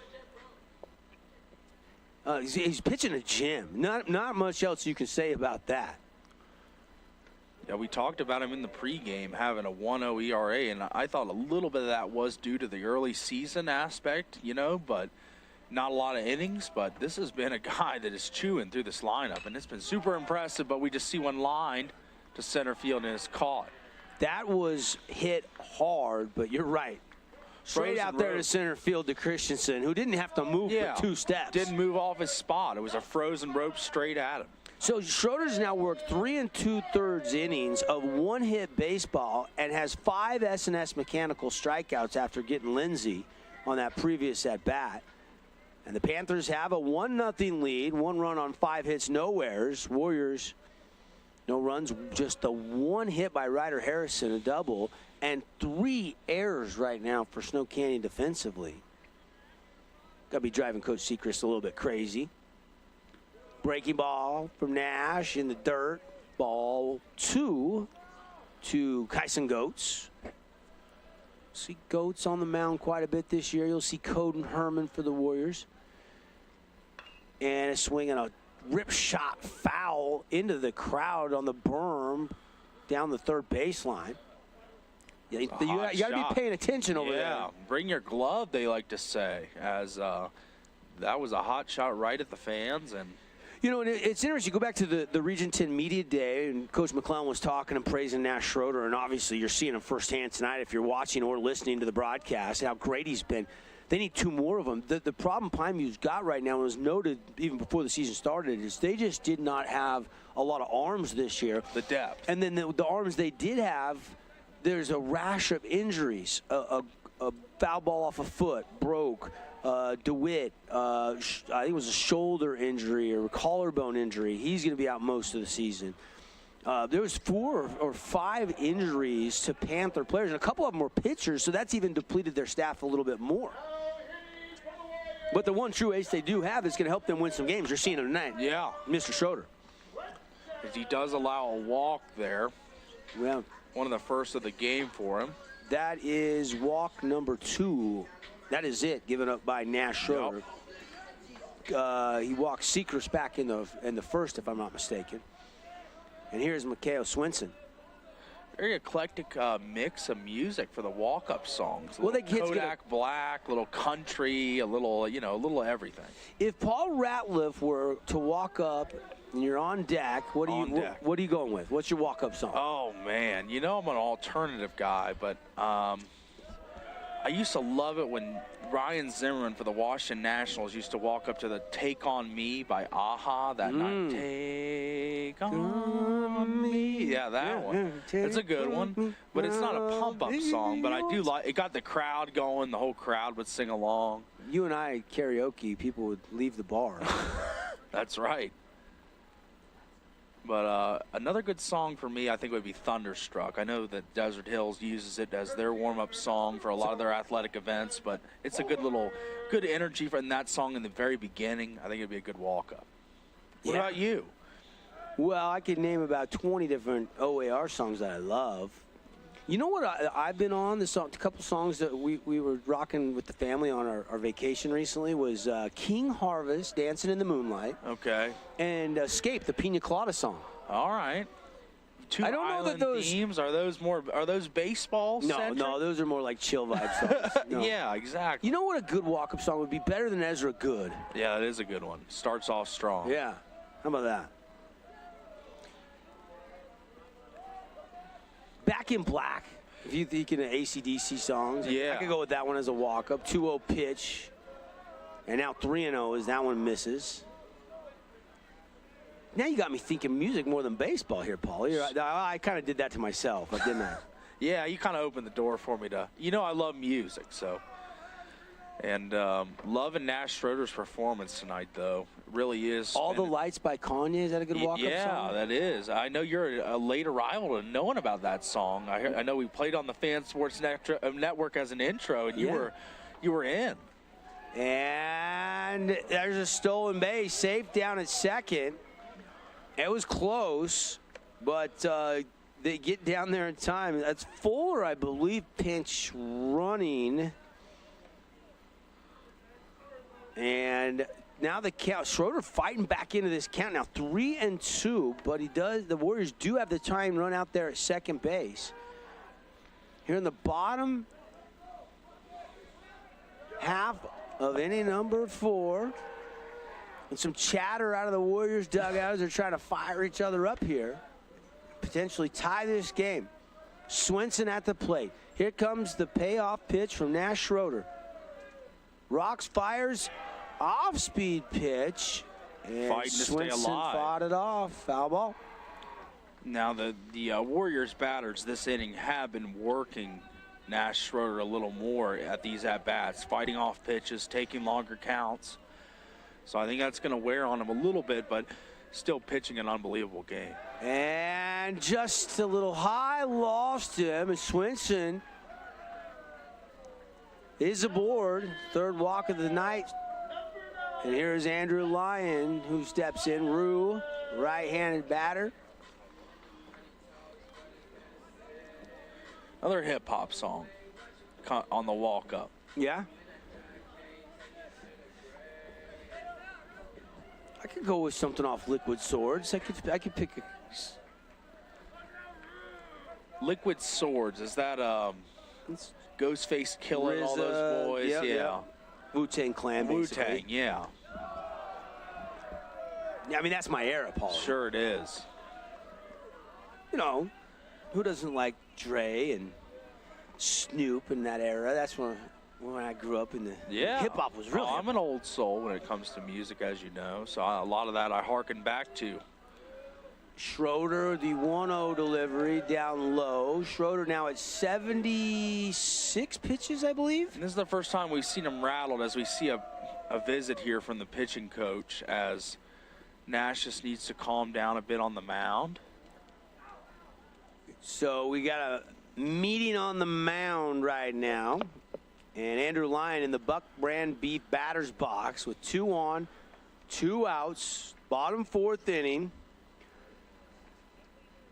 And we'll see, that was a joke maybe told there. Hey, Nash, loosen him up a little bit. A little strategy. It was a quick meeting, and now Schroeder ready to go. Very quick meeting there, and Fuller is down at second because of a stolen base, brought to you by Jason Baum, Bay Equity Home Loans. Bay Equity Home Loans, proud sponsor Region 10 Athletics. Need a loan? Call Jason Baum. Or just visit the website, baumloans.com. And now a catcher's going to come out. That's Whites. Whites is going to come. Maybe a little just confusion on the signal there. I want to clear up what pitch Nash wants to throw here. 1-0 Pineview leading Snowcan, bottom of the 4th inning. 2-0 count to Andrew Lyon, who's 0 for 1 tonight, and that one a called strike at the belt. Draws some jeers from the Snow Canyon dugout, as they thought that was a little high, but umpires saw it differently. Rue, the number 8 batter in the lineup. Loveland is on deck if they can get to him here. Rue with a pop-up, and it looks like he's going to get up out of play. A Cache Valley Bank foul ball. Looking for a Red Bed Regeneration Energy play. Come get lit with their red light therapy beds. Initially developed by NASA for astronauts, red light therapy has been used to heal scars and inflammation, decrease pain, and help people burn fat faster. For more information, go to redbedregen.com. Schroeder rocks, fires 2-2 pitch. Got him. S&S Mechanical strikeout there. Schroeder works out of the mini jam. And we go to the 5th here at Snow Canyon High School. Panthers on the road lead 1-0 on the Wilkinson scoreboard. First Ace Hardware is conveniently located in St. George on the corner of Bluff Street and St. George Boulevard with 30,000 square feet of lawn and garden, paint, tools, fabrics, sporting goods, and the most complete nut and bolt section in town. First General Store, the Big Ace store on Bluff and on Main in Cedar City. Check out this week's edition of TGIF on stgeorgenews.com. TGIF is your weekend adventure guide to all the fun and exciting things going on in southern Utah this weekend. Find this week's edition at stgeorgenews.com and click the shows on the menu tab. Have a blast this weekend. We are Utah's financial outfitter, and we're here when it's time for your business to climb higher. Cache Valley Bank, mountains away. Member FDIC, equal housing lender. This cheesesteak is so freshly grilled, you could still hear it sizzling. I can hear it too. Me too. Actually, it's the Hello? Cheesesteak? grill. Grilled right in front of you. It's a Jersey Mike's thing.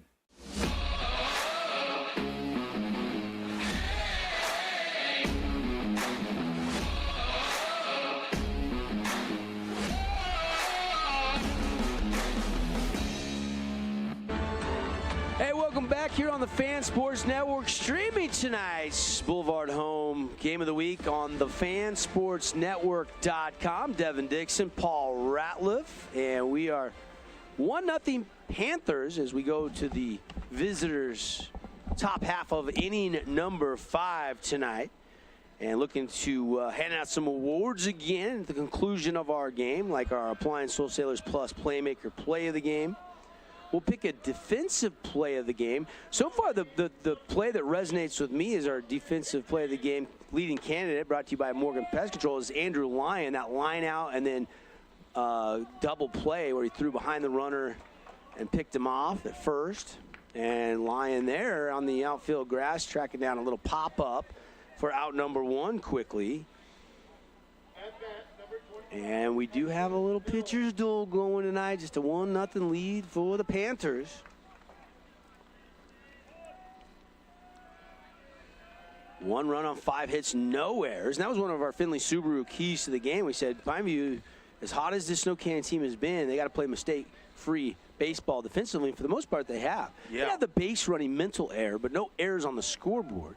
Meanwhile, Warriors have a couple of errors. My key before the game for Pineview was to limit the power of the Warriors, not allow these extra base and home run hits, and they haven't allowed any, really. No, Nash just giving up 1 hit the entire night. It was an extra base hit off the bat of Ryder Harrison, but that is all the Warriors have to show for it. 1 hit. Schroeder. Pitch count for Kelly at 70 now, as that's fouled down the first base line.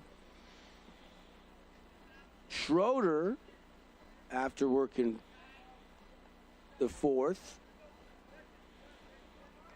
How many pitches is Nash at? He is at 79 pitches. Let's see. No, Schroeder is at, yeah, no, yep. So both guys numbers-wise tracking about the same. Kelly's at 72 right now. Schroeder's at 79. Of course, final game of the week. So, you know, you've adopted the Little League rules now with the pitch counts and everything. And the more you work, the more rest you have to have, which I think is fair. And it really doesn't come into play too much in the regular season. But boy, oh boy, in that state tournament, you got to have some tough decisions to make, with the pitch counts. Some strategic movements of the lineup as far as the pitching staff goes, because you're going to have some depth and some good arms to make it through that postseason tournament. Millen is caught looking. Take a look at that replay. Watch this pitch from Talon Kelly. Rings him up. It's another S&S Mechanical strikeout. Good stuff from TK.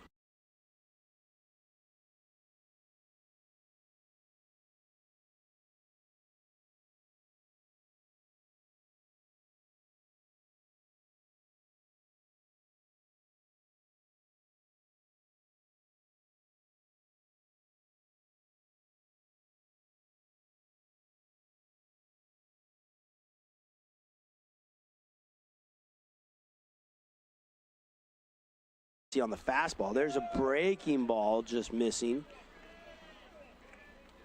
and it's 1-2 to Andrew Shakespeare.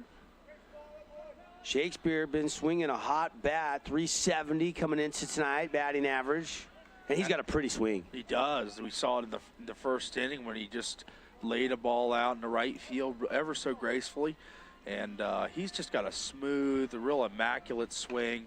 And compact. It doesn't really take a lot of effort, it looks like. And he's just swinging it great right now. 370, like you talked about, leading the team. Well, and I think, because I grew up in Washington State as a Mariner fan, that Ken Griffey Jr. had the best swing ever in baseball. Just and then another guy on that same team with a very unorthodox swing in Ichiro, but got it done. Sure. You know? So whatever gets the job done, no matter what your swing looks like, but Shakespeare, one of the prettier ones out there. Full count now. Here comes the 3-2 delivery from Kelly, and lined and shot over the head of Loveland into right field. And that is a sharply hit base hit for the Panther star, Andrew Shakespeare. Ooh, he got a charge in that one, didn't he? Yeah, we said he had to drive the bus for him, and he really has done all he can do for him. As 2 out of 3 trips to the plate, he's come up with a hit. So contact to all fields tonight. After this pitch, we'll go back and take a look at that one again. 2 outs here. Panthers up 1-0. There's a strike on Nash Schroeder.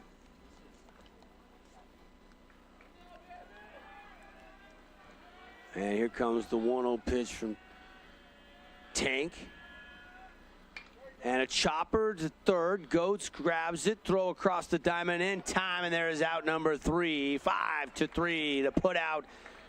And the Warriors give up that hit by Shakespeare, but they quickly get out Number 3, we move to the bottom, the home half of the 5th. When we come back, Boulevard Game of the Week here on the Fan Sports Network and streaming on the fansportsnetwork.com on the Wilkinson scoreboard. 1-0, Panthers have the lead. We'll be right back. Did you know that St. George News has a new app? Download the St. George News app today and stay up to date on everything happening in Southern Utah. Get instant notifications on news, weather, sports, and more. Download the app today and get your local news now. Hey, it's Sheldon Demke. Check out the latest episode of What's on the Menu, a behind-the-scenes tour of local restaurants. We'll see some of their favorite dishes and get an inside look on how these dishes are prepared. Check out this week's episode at stgeorgenews.com and click the shows on the menu tab. As a local business owner, it's important to get the word out about your business. More people equals more revenue for you. Get your business in front of over 160,000 people in Southern Utah each week with St. George News. Contact St. George News today. Region 10 Sports is brought to you by Nets on Fire, the premier training and event facility in Southern Utah. High-level individual and group training catered to your athlete, plus the best camps, clinics, tournaments, and showcases in the West. Visit netsonfire.org.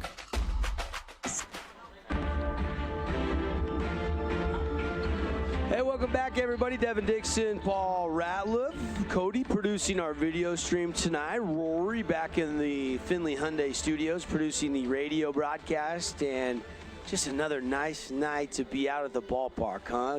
Paulie's got his Coke and his sunflower seeds, and great way to start off the weekend, huh, buddy? Absolutely. And that Monday through Friday we do every morning, 7 to 9 on the Drive, 99.5, but it does take a little bit out of you. I mean, I'm not an early riser. I know you weren't before this. You know, now we're up every day at 6:30, burning the midnight oil at night and hopping up in the morning getting ready for the show, but I loved it.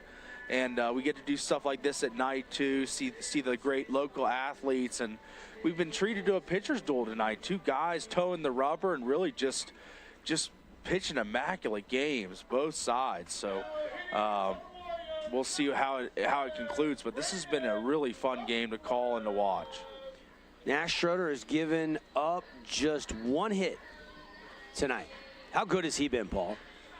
Yeah, we talked about him in the pregame, being that he needed to be big for him tonight because in baseball the pitcher does control the flow of the game more so than anyone else, and he has controlled this game from start to right now, and it has been dominant.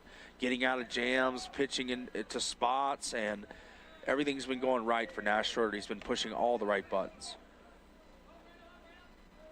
And here we go. That one missing for ball 1 from Nash. What a basketball season he just finished up with.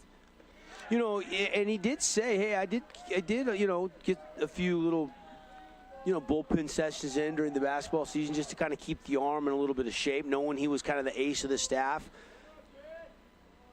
But he loves basketball, all region kid. He was all-state honorable mention. Dad played basketball at Portland State. He's John Judkins' head assistant at Utah Tech. Just finished up their season. Won their first ever WAC conference game down in Las Vegas. That was one of the cooler things we've been a part of when we did go down as Nash Schroeder surrenders another walk, as he has gave some guys some free passes these last couple innings, as I think that's 3 in the last 2 innings. So starting to stack up as we get another mound visit from the catcher, and Nash, you know, getting a little, hasn't put any runs on the scoreboard for the Warriors, but getting a little uneasy here. Maybe experiencing a little bit of fatigue. Yeah, pitch count's getting up there. 83 pitches. And obviously, you know, don't know exactly what the number Coach McClellan has in mind. By the way, the Pineview Panther Baseball Alumni Fundraiser Golf Tournament is coming up April 15th. Get you the details on that. But you can get a hold of any of the coaches or current players, get all the details on that. If you want to put a little team in the scramble, help out. Pineview Panthers annual event. Played in that a number of years, including last year. Look forward to that in a couple weeks. Always fun. The Crimson football team's fundraiser is tomorrow over at Southgate Golf Course. Utah Tech had their football fundraiser today over at Bloomington Country Club. weather warming up. We're starting to see a lot of the scramble season's coming, baby. Next couple months, there'll be a lot of charity events. And Schroeder 1-2 now, as he's dealing with the leadoff guy, Mr. Smith. Loveland over there at first. He's going, and they got him in a rundown. Throw to second, and the tag is in time. And he was leaning, and Schroeder was patient enough that got that signal from his teammates, spun out of it, and hosed him down there at second. Yeah, just what a play there to catch him in the pickle as they get him in a vulnerable spot as he's just looking to steal, but he just sees it all the way. Schroeder just has eyes in the back of his head as he picks him off. Swinging and a miss, strike one. And down goes Smith. And quickly, just like that, Loveland's aboard. Tries the Union Associates stolen base. Here's that play again. It didn't quite get to the frame till the end. I like the decision from Loveland just to go for it, though, right? But man, you get that leadoff guy aboard, and then you have a mental error there, or you get caught. And Schroeder now all of a sudden, just 87, now 88 pitches as he zips in another strike at the knees. And Pineview needs Schroeder to go as far as that right arm will take him in this game tonight. The bullpen has not been great for Pineview so far this year. And Nash's ERA just minuscule. But despite the 1 ERA for Schroeder and pitching a one-hitter right now, Paul, the team ERA is 6.11 for the Panthers. And I don't know if you bring in, Mace or Ficklin or Whites or, I'm not sure exactly what the plan is for Coach McClellan. We'll see. Only time will tell. But they're still got their ace, Nash Schroeder, out there dealing right now. 1-2 the count here with 2 outs in the home half of the 5th inning at Snow Canyon High School. Pineview clinging to this 1-0 lead. Got that 1 run back in the top of the 4th. And a swing and a shot that gets through the left side by Cruz Sechrist. Little 2-out rally stop hit. And a Ben Blasters hard shot through the left side for Mr. Sechrist. Yeah, what a stroke out to the outfield, and the Warriors needed it in the worst way, as they need to start staging a little rally here as time's getting late. Just the second hit of the night off Schroeder. Yeah, Schroeder's been mowing through the lineup, the whole game, and he's been allowing a few walks these last 2 innings. But haven't heard him on the scoreboard yet. That's right. Ryder Harrison, 1 for 2 tonight. Doubled back in the first. 8:57 local time. We'll get you some Nets on Fire updates on Crimson Cedar and Desert Hills Hurricane. The other games tonight. Dixie has the bye this week, so Flyers will be back in action next week against this Pineview Panther team. Meanwhile, Snow Canyon, huge series, rematch of the state championship game last year at Bruce Hurst Field. They'll get the Mustangs. That's the game we'll have coming up next on our Look Ahead, brought to you by Bucks Ace Hardware next Tuesday. Shot to second, fielded cleanly. What a vacuum cleaner play at second there made, and the throw to first in time. How about Darte? Woo, that was pretty. Made it look routine, didn't he? That's right. Looked like a Hoover vacuum out there, sucking that thing up and just flipping it over to first for the easy out. And Pineview has just been super, super impressive. There it is again, a replay there, and no runs on 1 hit. One runner left on base. They strand 1 there.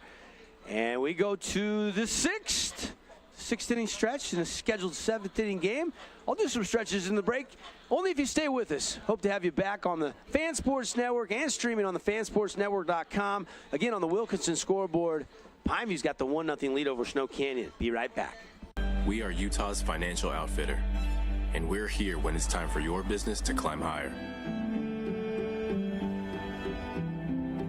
Cache Valley Bank, mountains await. Member FDIC, equal housing lender. I'm Aaron Crane, host of the Region 10 Recap.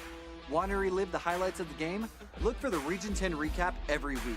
Just follow St. George News on Facebook or go to stgeorgenews.com. Did you know that St. George News has a new app? Download the St. George News app today and stay up to date on everything happening in Southern Utah. Get instant notifications on news, weather, sports, and more. Download the app today and get your local news now. Hey, it's Sheldon Demke. Check out the latest episode of What's on the Menu, a behind-the-scenes tour of local restaurants.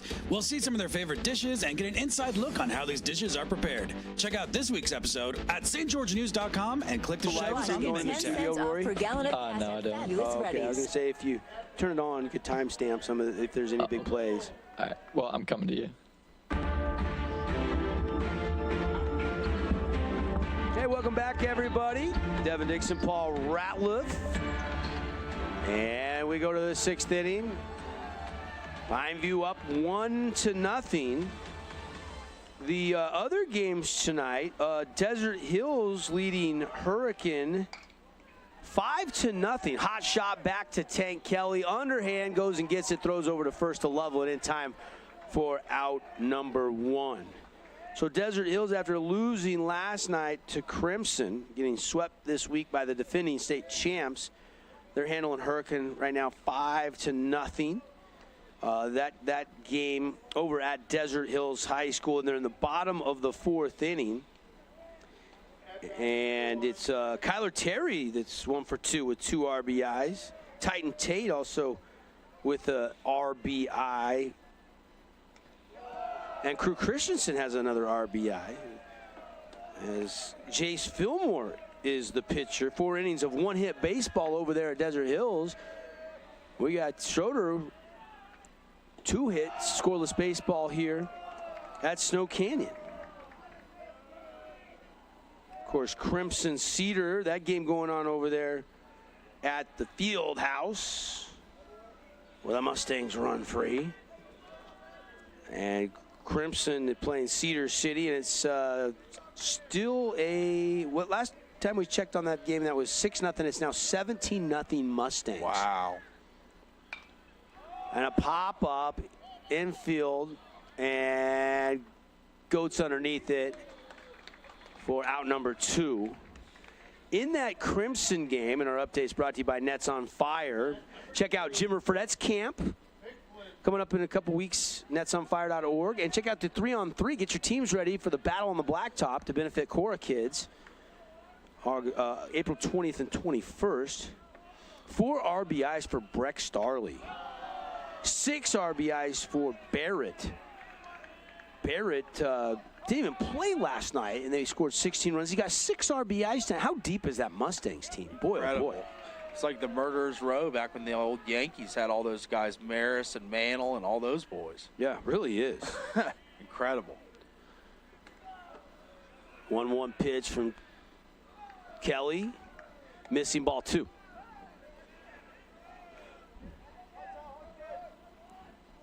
It is Ficklin in the Buck Brand Beef batter's box. Want the steaks your way, your favorite cuts, Buck Brand Beef. Grass-fed, Southern Utah, homegrown beef delivered right to your freezer the way you want. Call for a side of beef today, 435-644-2825. Had a T-bone from Buck Brand Beef a couple weeks ago. Yeah. One of the best T-bones I have ever tasted. You could also email buckbrand@gmail.com to place your order today. A lot of people, it's a really affordable way to buy your meat. Meat prices on the rise. It's a way to do it. Absolutely. I remember growing up. Right from the ranch. Yeah, and my dad used to do Omaha Steaks and the mail service. Oh, and yeah, send you the meat and stuff every once in a while, but this sounds way better than that. Oh, for sure. Yeah, way fresher. Absolutely. Local. Mm-hmm. 1 on, 2 outs now for Stuckey. Ficklin down there at first.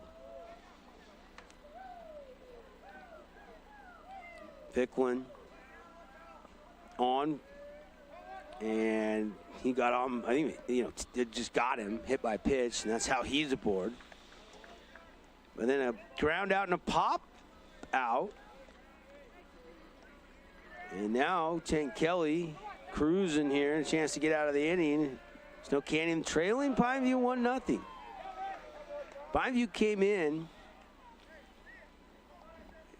towards the bottom of the 4A Region 10 standings. 0-1 in region, 2-6 overall. And there's a hit delivered by the Panthers, and Stuckey gets a 2-out single into right field, and 2 on now. And Tank Kelly up to 97 pitches. So him and Schroeder both getting up there towards the max.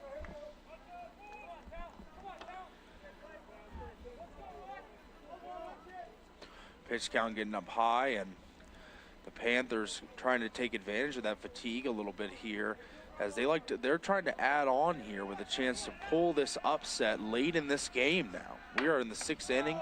Swing and a miss, strike 1. And the rules are now like Little League. So if you throw 86 to 110 plus finish the batter is the max. And you got to have the 3 days rest, obviously the weekend coming. So Schroeder and Kelly could go clear to 110 and finish that batter if they started before the 110. And Kelly ahead 0-2 the count now on Preston Christensen. Preston, multi-sport athlete at Pineview High School. His grandpa, Lynn Christensen, a legend around here, high school basketball coach. And Christensen fights that one off and lives to see another pitch. Count will stay 0-2 after the Cache Valley Bank foul ball. Again, we're going to be handing out some awards like our Appliance Wholesalers Plus Playmaker Play of the Game. Only run tonight came on a throwing error as they were trying to throw it over to first. Runner was rounding third and able to score. And that was back on the top of the 4th. And Schroeder, a 2-hit shutout on the mound so far. And the Panthers with 2 on and 2 outs as Christensen fights off another pitch into the dirt. Stats tonight brought to you by Adams Wealth Advisors. The line right now, 7 hits and 1 run for the Panthers. No errors, which is huge for Pineview. No runs, 2 hits, 2 errors for the Warriors. And a swing and a miss and another S&S mechanical strikeout. And you saw a little fire there from Talon Kelly. Call S&S for your spring AC tune-ups. Turn to the experts at S&S Mechanical. How about that? Tank Kelly, Nash Schroeder locked in a good one. Kelly has 103 pitches tonight so far, but that is his 8th K to hang on the board. Schroeder coming back out, and Schroeder 5 innings of work, and he has 95 pitches and 7 S&S mechanical strikeouts so far in this game tonight. Stay with us, bottom of the 6th. We come back after this quick 60-second timeout. 1-0 Panthers lead on the Wilkinson scoreboard. This cheesesteak is so freshly grilled, you could still hear it sizzling. I can hear it too. Me too. Actually, it's the Cheesesteak? grill. Grilled right in front of you. It's a Jersey Mike's thing.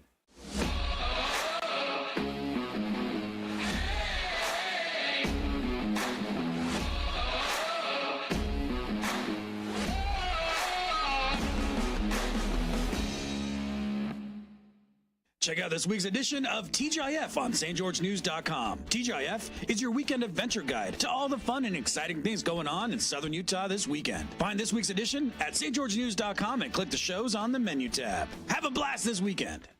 As a local business owner, it's important to get the word out about your business. More people equals more revenue for you. Get your business in front of over 160,000 people in Southern Utah each week with St. George News. Contact St. George News today. First Ace Hardware is conveniently located in St. George on the corner of Bluff Street and St. George Boulevard with 30,000 square feet of lawn and garden, paint, tools, fabrics, sporting goods, and the most complete nut and bolt section in town.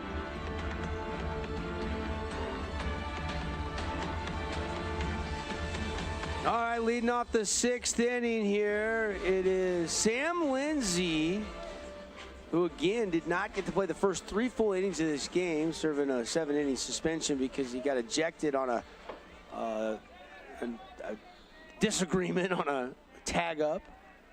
And Schroeder back out there, and there's pitch 94 from Nash. Wow. And that really one, getting up there. Yep, 110 the max, plus you can finish the batter. Talked about the pitch count. They changed that a couple years ago. Lindsey, chopper, and it's going to get off the glove at third base. The throw is wild, and Lindsey's going to turn and head to second. It's going to be an E5. Uh-oh, and now Snow Canyon has the tying run out at second with no outs. It kind of felt like he rushed the throw. Probably should have ate it, don't you think, Paul, once it kind of ricocheted off the glove in the chest? Probably should have just held that one, but, you know, you're always trying to make a play and thought he could get it in time, but just wasn't the play to make. Yes, Stuckey then tries to rush the throw, and that gives Sam an extra base down the second now. And you got Tank Kelly with the duck on the pond, a chance to help his own cause. And Tank still the pitcher on record with 103 pitches after that top of the 6th inning. And so he could still try to help himself get a win if he can deliver something here. With nobody out, Panthers lead 1-0 on the Wilkinson scoreboard. Light it up, Region 10. Wilkinson's a big fan of local sports since 1946. Lights, fans, home decor, and so much more. A unique place to shop. My wife loves going into Wilkinson's. Oh, yeah. Connor's going to be making some trips to Wilkinson soon, I'm sure. And a shot up the middle, glove. They're going to go get the lead runner. That's Lindsey diving, tagged out at third. And that is a brilliant play by Millen at short. Yeah, really smart play there. When time is a factor and you got to make a split decision in the moment, it just seemed as if that was a decision that could change this game.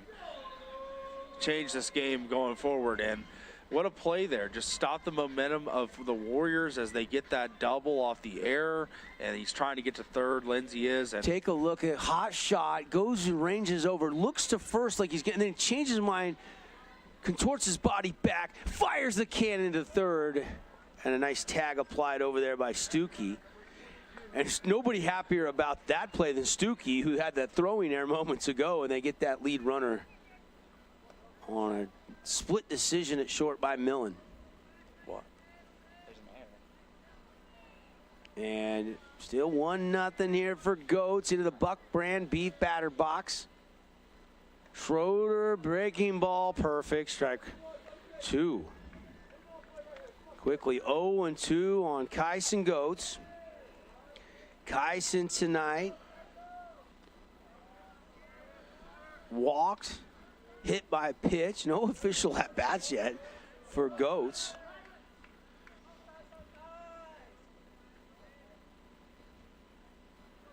Schroeder at 102. 102 now. This one will be 103. He'll step up the bump.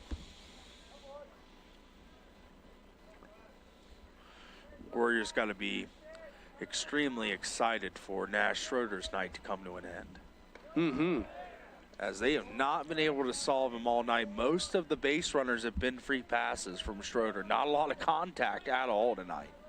Yeah, and there hasn't been too many walks. Is it 3 walks or 4? I think 4. I believe 4. I think you're right, 4. Of course, the 7 Ks.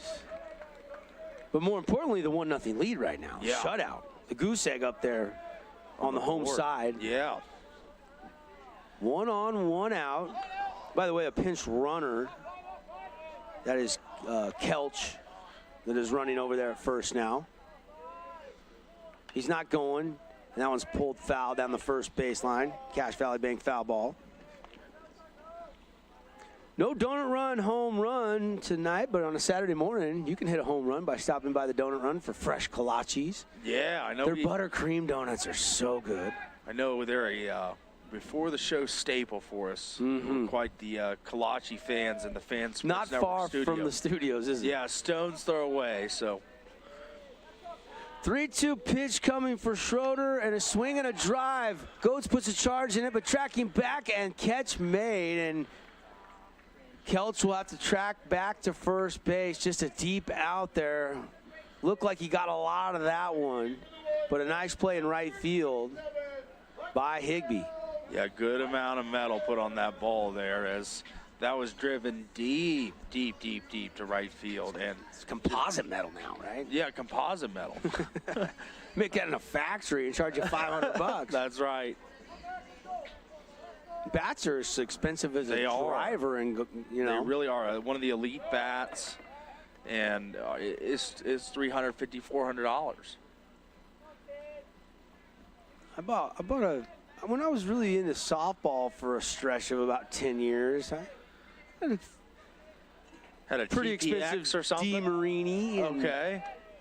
East, a couple. It's buried somewhere in my garage still since I've retired from all the softball City League days. I'm a has-been.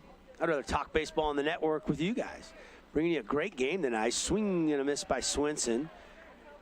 And Schroeder now at 109. Now, that was 110, actually. So he can finish this finish batter. Swinson, and then Schroeder's night will be done. And a swing and a drive out there towards Higbee. It's going to get down. And it takes a funny bounce, and it's kicked around. And here comes the run. They're going to wave him home. And we are going to be knotted up 1-1. Higbee just made a great play, but that ball had some English on it. When it hit the grass, it spun away from him, ricocheted off him, and then he's running to get it. He kicked it. Take a look at that one again, Paul. What'd you see? As now we are tied up 1-1. Yeah, as we see here, just flicked out there to right field, and just a little bit of misplaying here, a little mismanagement of the ball, kicks it around a couple times, then plays it in, and by that time it's too late. And the Warriors are streaking across home plate to tie this game. And heartbreaking because Schroeder's night comes to an end, and he's going to get a no decision after a stellar performance. I mean stellar, Paul. Absolutely. Wading through one of the best lineups in not only the region but the state as he navigated throughout the night very well. Not much havoc caused by the Warriors lineup. Not in many jams all night, but as we see here on his last batter, gives up the only run he's given up all night long. Got a pitching change. Tonight's game brought to you by Jason Baum, Bay Equity Home Loans. Visit baumloans.com, B-A-U-M, baumloans.com.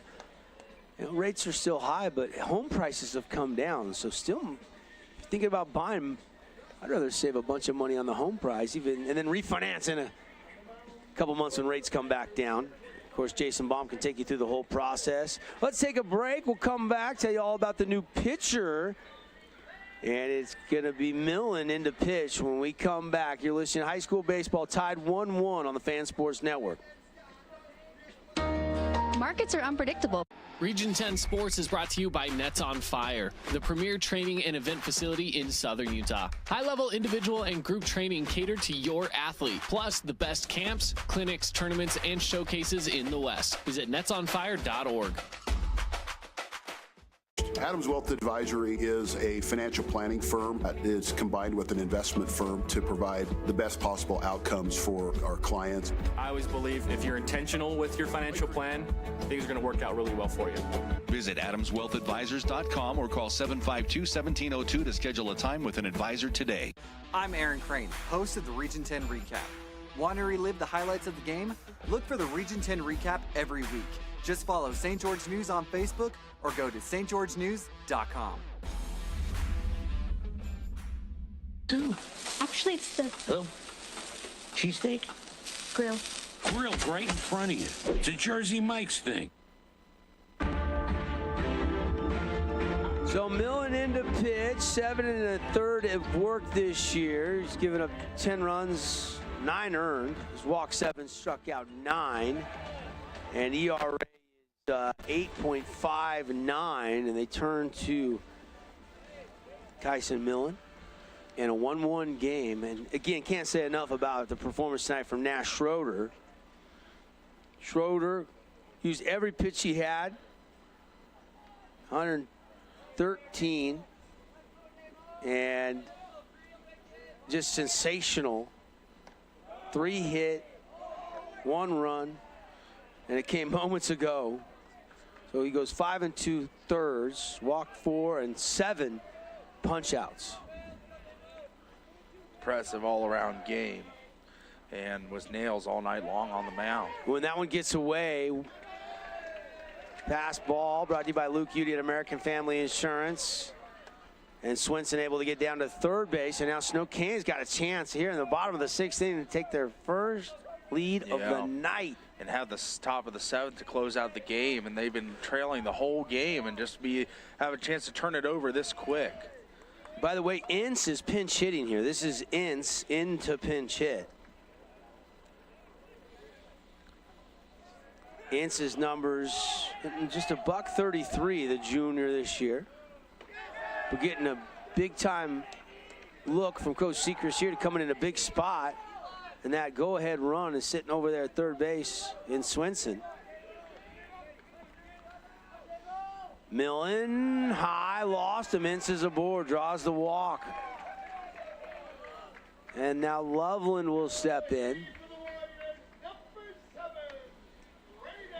Braden Loveland into the Buck Brand Beef batter's box. Kind of worry about the transition of pitchers for Pineview. If that's obviously playing a huge impact in the game. As Schroeder was towards the end, the fatigue, of course, was setting in at that pitch count, 110, the new rules you were talking about. But there's just not the connection between pitcher and catcher right now. Some high balls, a pass ball. So let's see if they can dial it in here. And again, a rash of injuries to some of the Pineview players, and they don't have as much depth in the pitching department as Coach McClellan would love to have. You know, and last year they had, you know, obviously the Roundy boys, Brock and Brandon, that they could lean on for a lot of innings. They're both playing college baseball right now. 1-1, that was a good pitch there by Millen. Still tied, it was 2 outs. If he can work out of this jam, all is not lost for Pineview tonight. And that one a called strike of the knees. Big pitch there. 1-2 now the count on Braden Loveland. See what B-Love can do here. Oh, the runner's going. And they're going to try to score the run here. Millen dancing around, looking at second, looking at home. And he wants to throw it, but they're going to get second base. Finally, Loveland able to go. Millen just couldn't risk it. Little cat and mouse works out for Snow Canyon. Yeah, I hadn't seen something like that in a long time.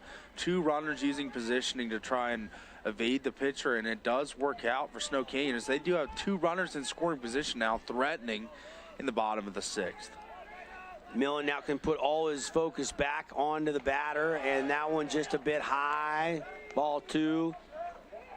2 down, bottom 6, 2-2 count. Big moments here.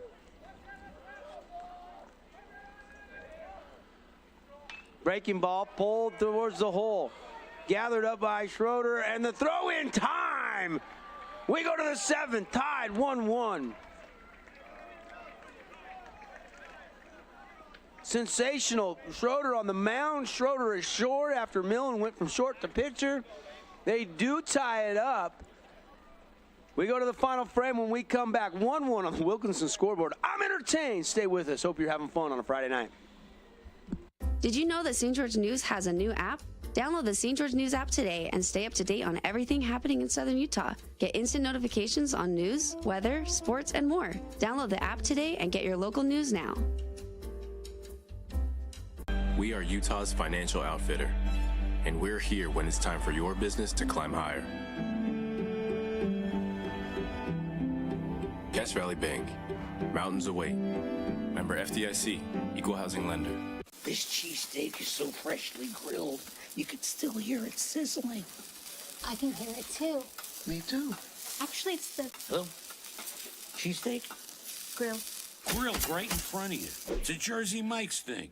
Check out this week's edition of TGIF on stgeorgenews.com. TGIF is your weekend adventure guide to all the fun and exciting things going on in Southern Utah this weekend. Find this week's edition at stgeorgenews.com and click the shows on the menu tab. Have a blast this weekend. Visit netsonfire.org. Panthers, Warriors deadlocked 1-1 to the 7th inning we go. Millen comes in And after Schroeder used up every pitch and the Warriors tie it, Millen gets out of the inning to keep the Panthers and the Warriors tied at 1 with runners on second and third. Induces a grounder to short. Schroeder makes the 6-3 putout. And now it is Higbee to lead off. It'll be Higbee. And then back to Millen, Shakespeare, and Schroeder. So top of the order coming up after Higbee here. So you got the dangerous part of the lineup that have been good tonight. I mean, Shakespeare's got 2 hits. Schroeder's got 2 hits. And Higbee to lead things off. And Makayo Swinson in relief. Pitching change brought to you by Nets on Fire. Building champions on and off the court. Go to netsonfire.org. You want to get your basketball kids in the Jimmer Fredette camp coming up in a couple weeks. And the 3-on-3 tournament. Got youth ages all the way through adult divisions for our 3-on-3 tournament. Excited to be part of that here on the Fan Sports Network at Nets on Fire. Great facility. Yeah, awesome facility. They got the courts of former college and pro teams and all kinds of stuff. It's really awesome going up there.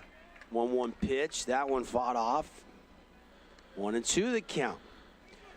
The numbers on Swinson so far this year. We saw him a little bit last year out of the bullpen, and I think he even got a start or 2. And Swinson, opponents just hitting 250 off him. 98 pitches thrown this year. Walk 2, struck out 11. Good strikeout to walk ratio. And that one's fouled down the left field line. And Swinson's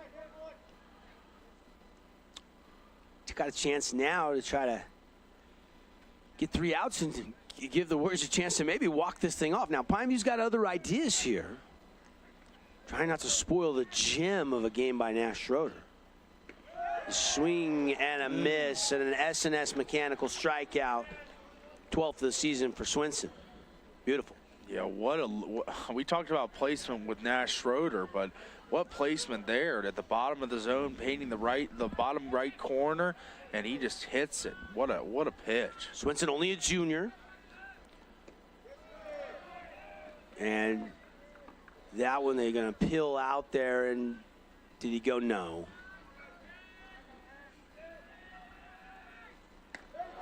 It's in there. Millen, leadoff batter, looking for his first hit of the night. That one in for a called strike 1. 1-1 the count here with 1 away. Shakespeare is on deck. Hottest bat in the lineup. Yep. So, Pineview, if a run is to happen, a rally right now. Swinson rocks, fires, got the bottom half of the K zone for a called strike 2. 2-2 the count. Swinson looks uber focused, rocks, fires, swinging a drive into center field, and it's going to get down. A 1-out single by Millen, who just came in relief and kept this game tied on that ground out he induced. And now the ever dangerous Andrew Shakespeare will step in. With a runner on, he hasn't had that opportunity in tonight's game, so chance for him to drive in a run if he gets a big shot here. Puts a drive into a ball. No home runs on the season, though, for Shakespeare, so see if he can get his first here, or he'd take any kind of contact to any field right now just to keep Pineview alive in this rally they're having. 1 out, 1 on. Here's the pitch, and it is strike 2. I don't know if Shakespeare liked that. Kind of looked twice at that one. Yep. And that one's missing.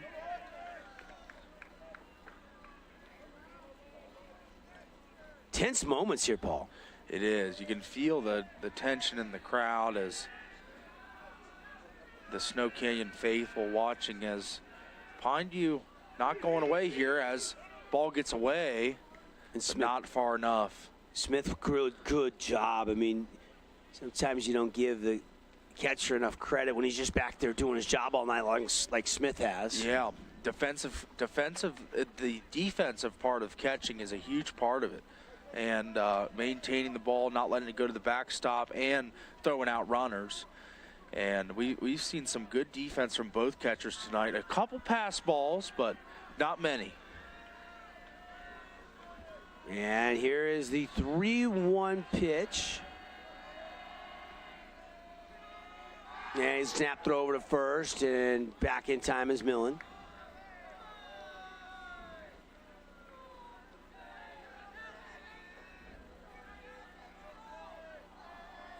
Again, we'll get you to the Johnson Pediatric Dentistry post-game show, but we haven't settled anything swinging a foul tip. And out a bunch of awards.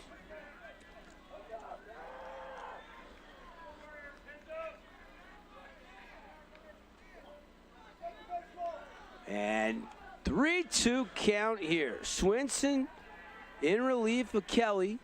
Shakespeare takes it, ball 4, 2 on with 1 out, and Nash Schroeder, who's 2 for 2 tonight, stepping in, Paul. Yeah, this is a big spot for Nash Schroeder as he's got a chance to blow it open here for the Panthers. Correction, he's 2 for 3, sorry. 2 for 3, but he's obviously had contact tonight and in a spot where he can give a big boost to his team, give him a lead going into the bottom half of the last inning of this game. So let's see what he does. I feel a clutch gene in Nash Schroeder. I could see something big happening here. Swinson has other plans, though. Biggest at-bat all night.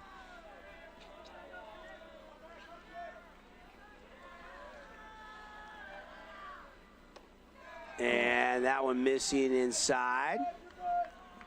Control hasn't been an issue for any of the Warriors pitchers tonight, but ball a little high there. Swinson taking his time, long look in at Smith. Hayden has the signal out to his pitcher. Kale Swinson rocks, and the right-handed delivery for a called strike. 1-1 the count to Schroeder.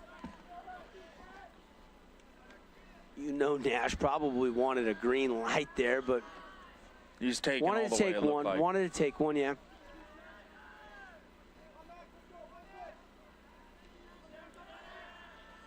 Cooler temps starting to creep into the stadium here as the fans out there. I see a lot of blankets and in the crowd. I don't see heaters like I saw last night. I could have counted double-digit heaters, though, at Desert Hills. It was so much nicer today than yesterday.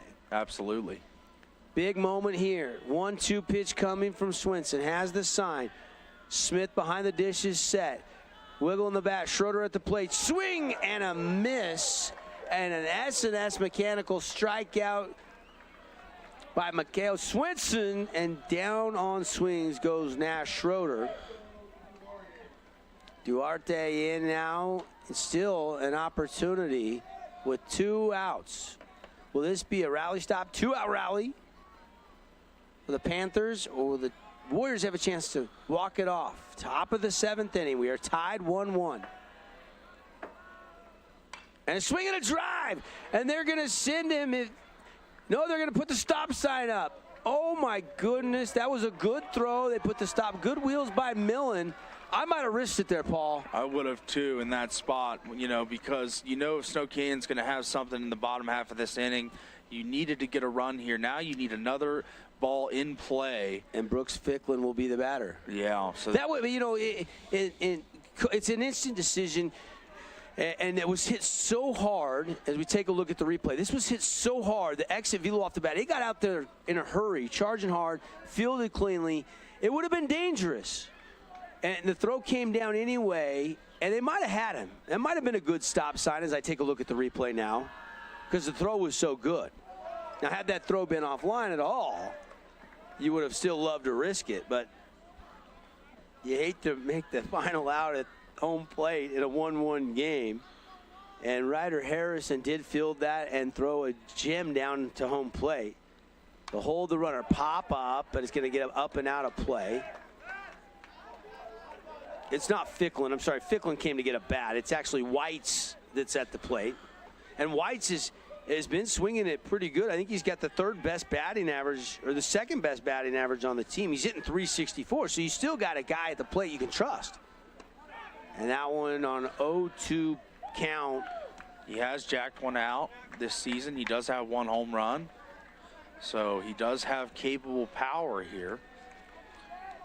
Swenson, don't expect him to give anything over the plate here. Try to get Whites to chase something out of the zone, and a chop shot that's going to get fouled down the first baseline on a kind of almost a check swing by Whites.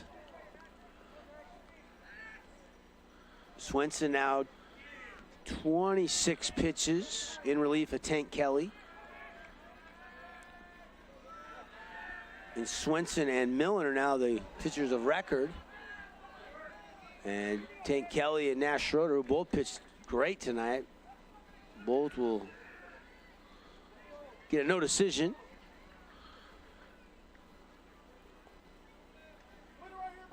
Here is Swenson, long look in again. 1-2 count with 2 outs, bases loaded, full of Panthers. Big moment here. Yeah, this is an action-packed sequence here as tension is high. Swing and a miss, and he got him. Whites goes down swinging. Off-speed pitch, he was way out in front of it. S&S Mechanical strikeout.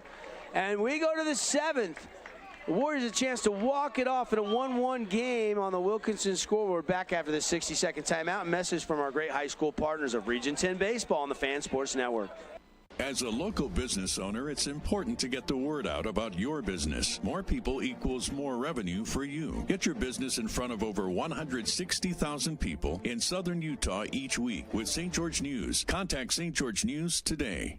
Region 10 Sports is brought to you by Nets on Fire, the premier training and event facility in southern Utah. High-level individual and group training catered to your athlete, plus the best camps, clinics, tournaments, and showcases in the West. Visit netsonfire.org. Adams Wealth Advisory is a financial planning firm that is combined with an investment firm to provide the best possible outcomes for our clients. I always believe if you're intentional with your financial plan, things are going to work out really well for you. Visit AdamsWealthAdvisors.com or call 752-1702 to schedule a time with an advisor today. I'm Aaron Crane, host of the Region 10 Recap. Want to relive the highlights of the game? Look for the Region 10 Recap every week. Just follow St. George News on Facebook or go to stgeorgenews.com.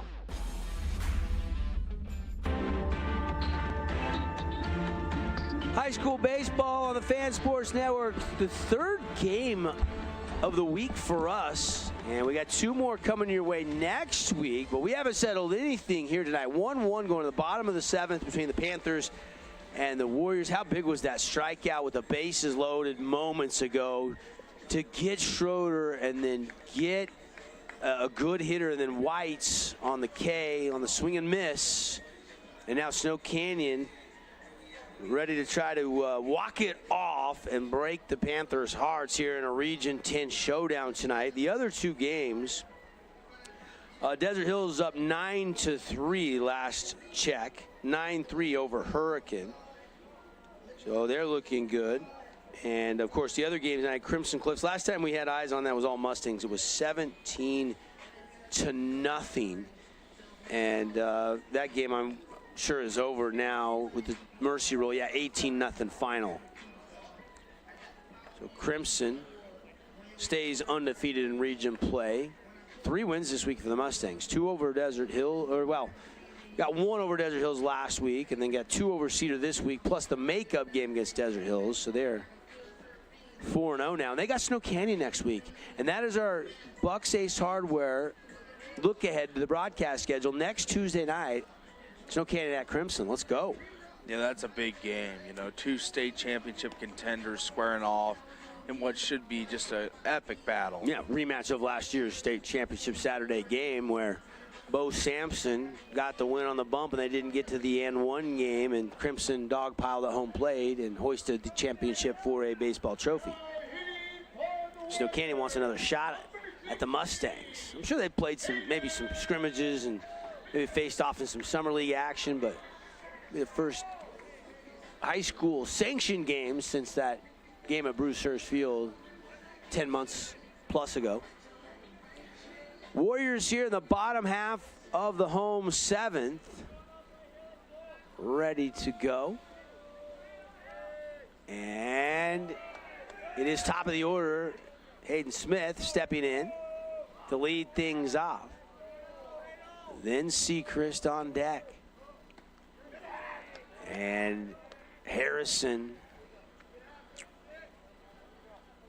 And then, of course, Sam Lindsay, who came in to pinch hit in the 4th because of the suspension that he had to serve for being ejected for a tag up that Sam said was just a little bit of miscommunication. He asked the umpire, he told us, how long do I have to stand on the bag before I can go? And the umpire probably took it as a little sarcastic. And a pop-up here, and this one is going to be right in foul territory and over there to range and make the play. The first base for the Panthers, Brooks Ficklin. Well, 1 out. Big to get that first out from a good hitter in Hayden Smith. And as the Warriors try to stage a rally there, they getting the first runner on is huge in that, keeping their outs clean. And well, you get a .438 batting average hitter, Hayden Smith, to pop up. That's huge. That is big time.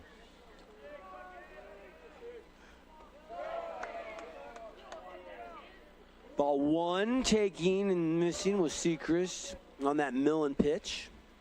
Kyson Millen working quickly with nobody on base and fouled straight back.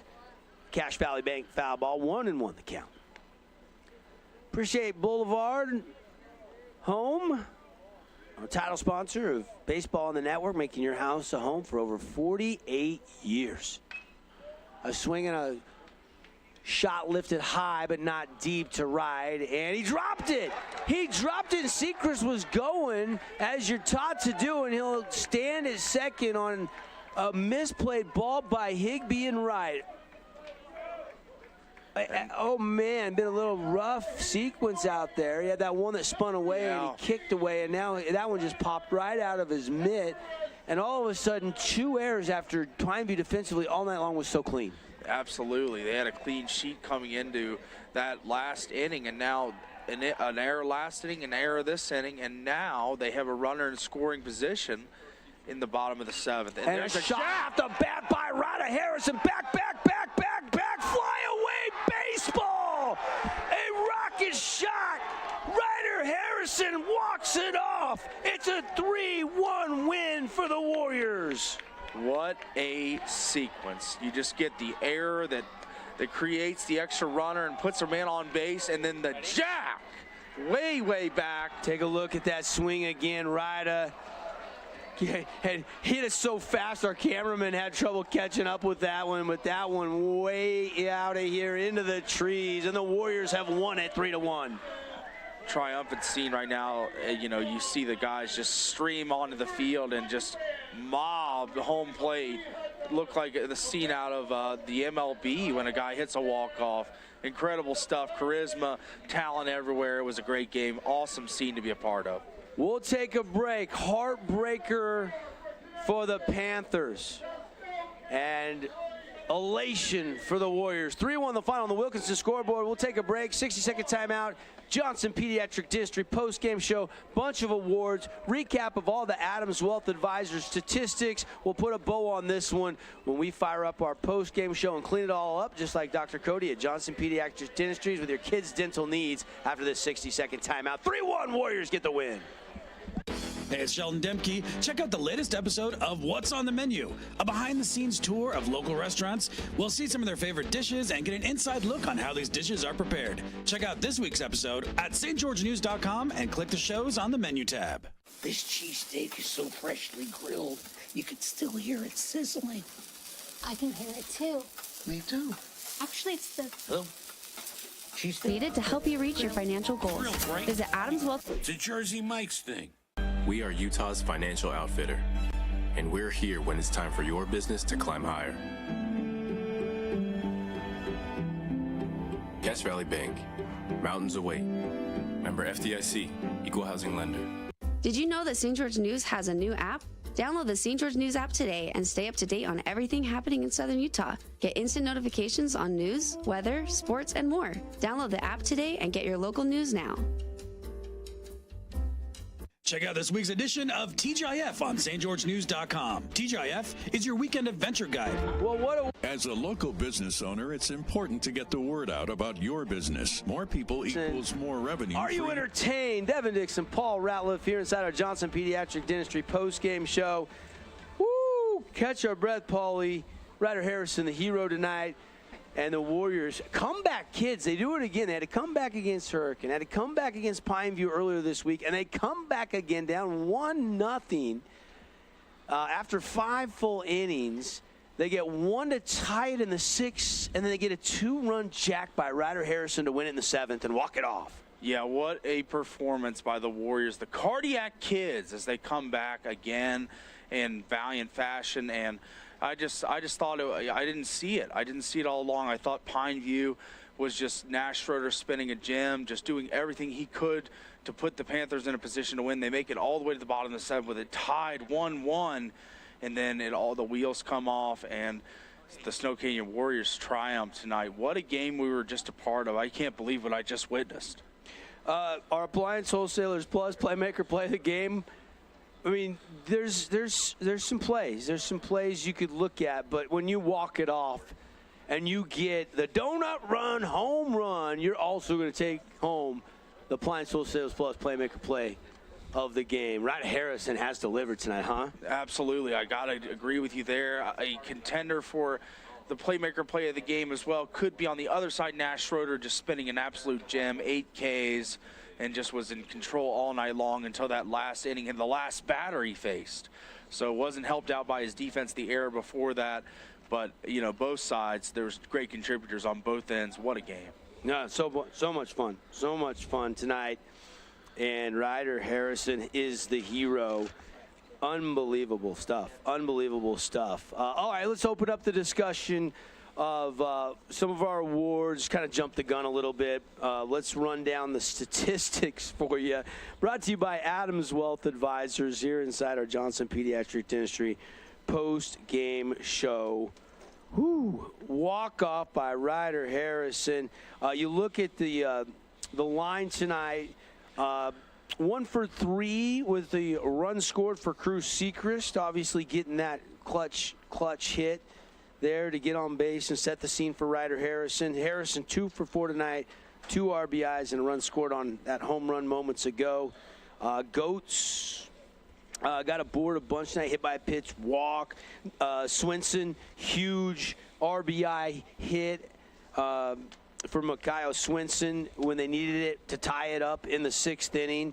And then comes in on the back end and gets the win on the mound. So really easy to go with Ryder Harrison for the Hearst Ace Hardware Player of the Game as well. But Mikael Swinson, you got to give him some love too. Yeah, I mean, he held the fort down whenever they needed it. They had that runners, they had the bases loaded at one point, the Panthers did, and he worked himself out of that jam. I think that's a good call.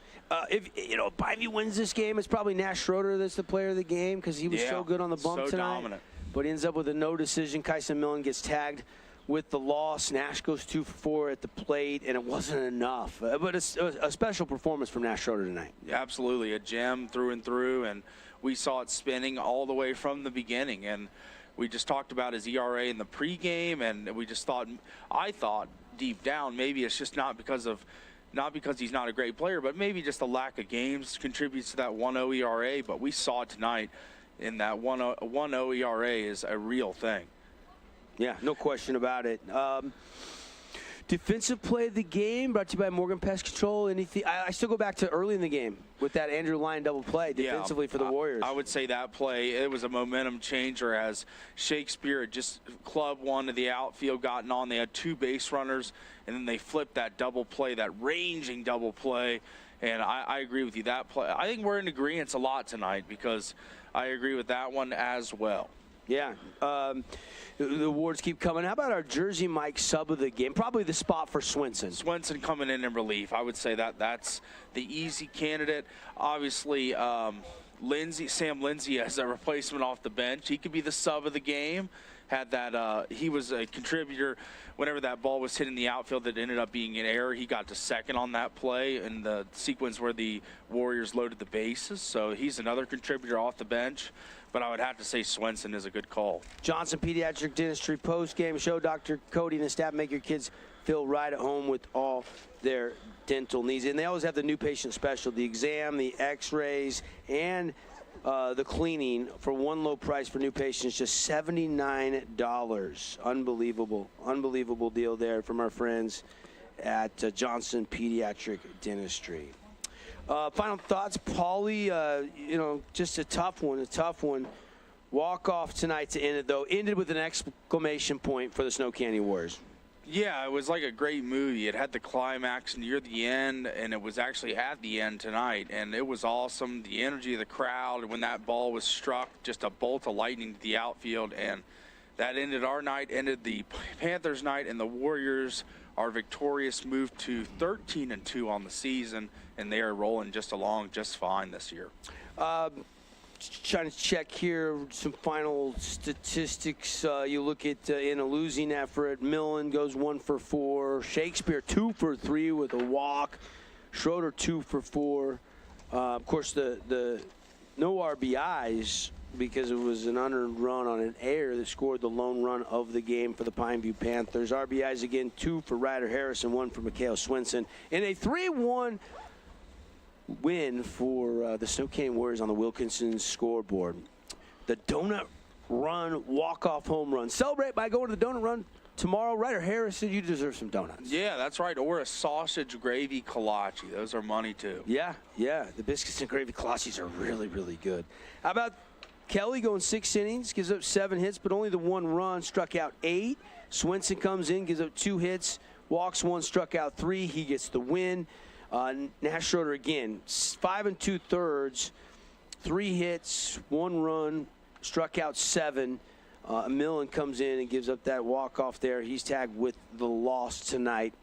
This one's going to sting for Pineview, Paul. This one's going to sting for Pineview, but a big one. And you don't know when you look back at towards the end of the season, and a game like this could be, maybe a better seed for Snow Canyon, a little bit worse seed for Pineview. We'll have to wait and see. It's still early on in the region season. A lot of baseball still to be played. Warriors win it. This has been the Johnson Pediatric Dentistry post-game show. We'll see you next Tuesday. This same Snow Canyon team going to head over to meet back up with the Region 10 rivals and the defending state champs in a rematch of the state championship last year at Brucehurst Field. Mustangs Warrior next Tuesday, 7:30. First pitch. We'll have it on the simulcast, streaming on the fansportsnetwork.com and right here on the radio on the Fan as well. For Paul Ratliff, Sam Lindsay, who joined us back in the first couple innings. For Cody, our producer tonight, Rory back in the Finley Hyundai Studios. It's been high school baseball presented by Boulevard Home Furnishing. 3-1, the final. Warriors get the win. Have a great weekend, everybody. Enjoy the Final Four. Going to be a fun weekend, and then Masters Week next weekend, NBA hockey playoffs right around the corner. We'll have a lot to talk about. Hope to have you tune in with us Monday morning for the drive, 7 to 9 a.m. We'll have a lot more on Ryder Harris and the Snow Canyon win, plus all the weekend stories and recaps and sports discussions. That's going to do it for us. This has been the Johnson Pediatric Dentistry post-game show where the Warriors are victorious. Have a great night, everybody.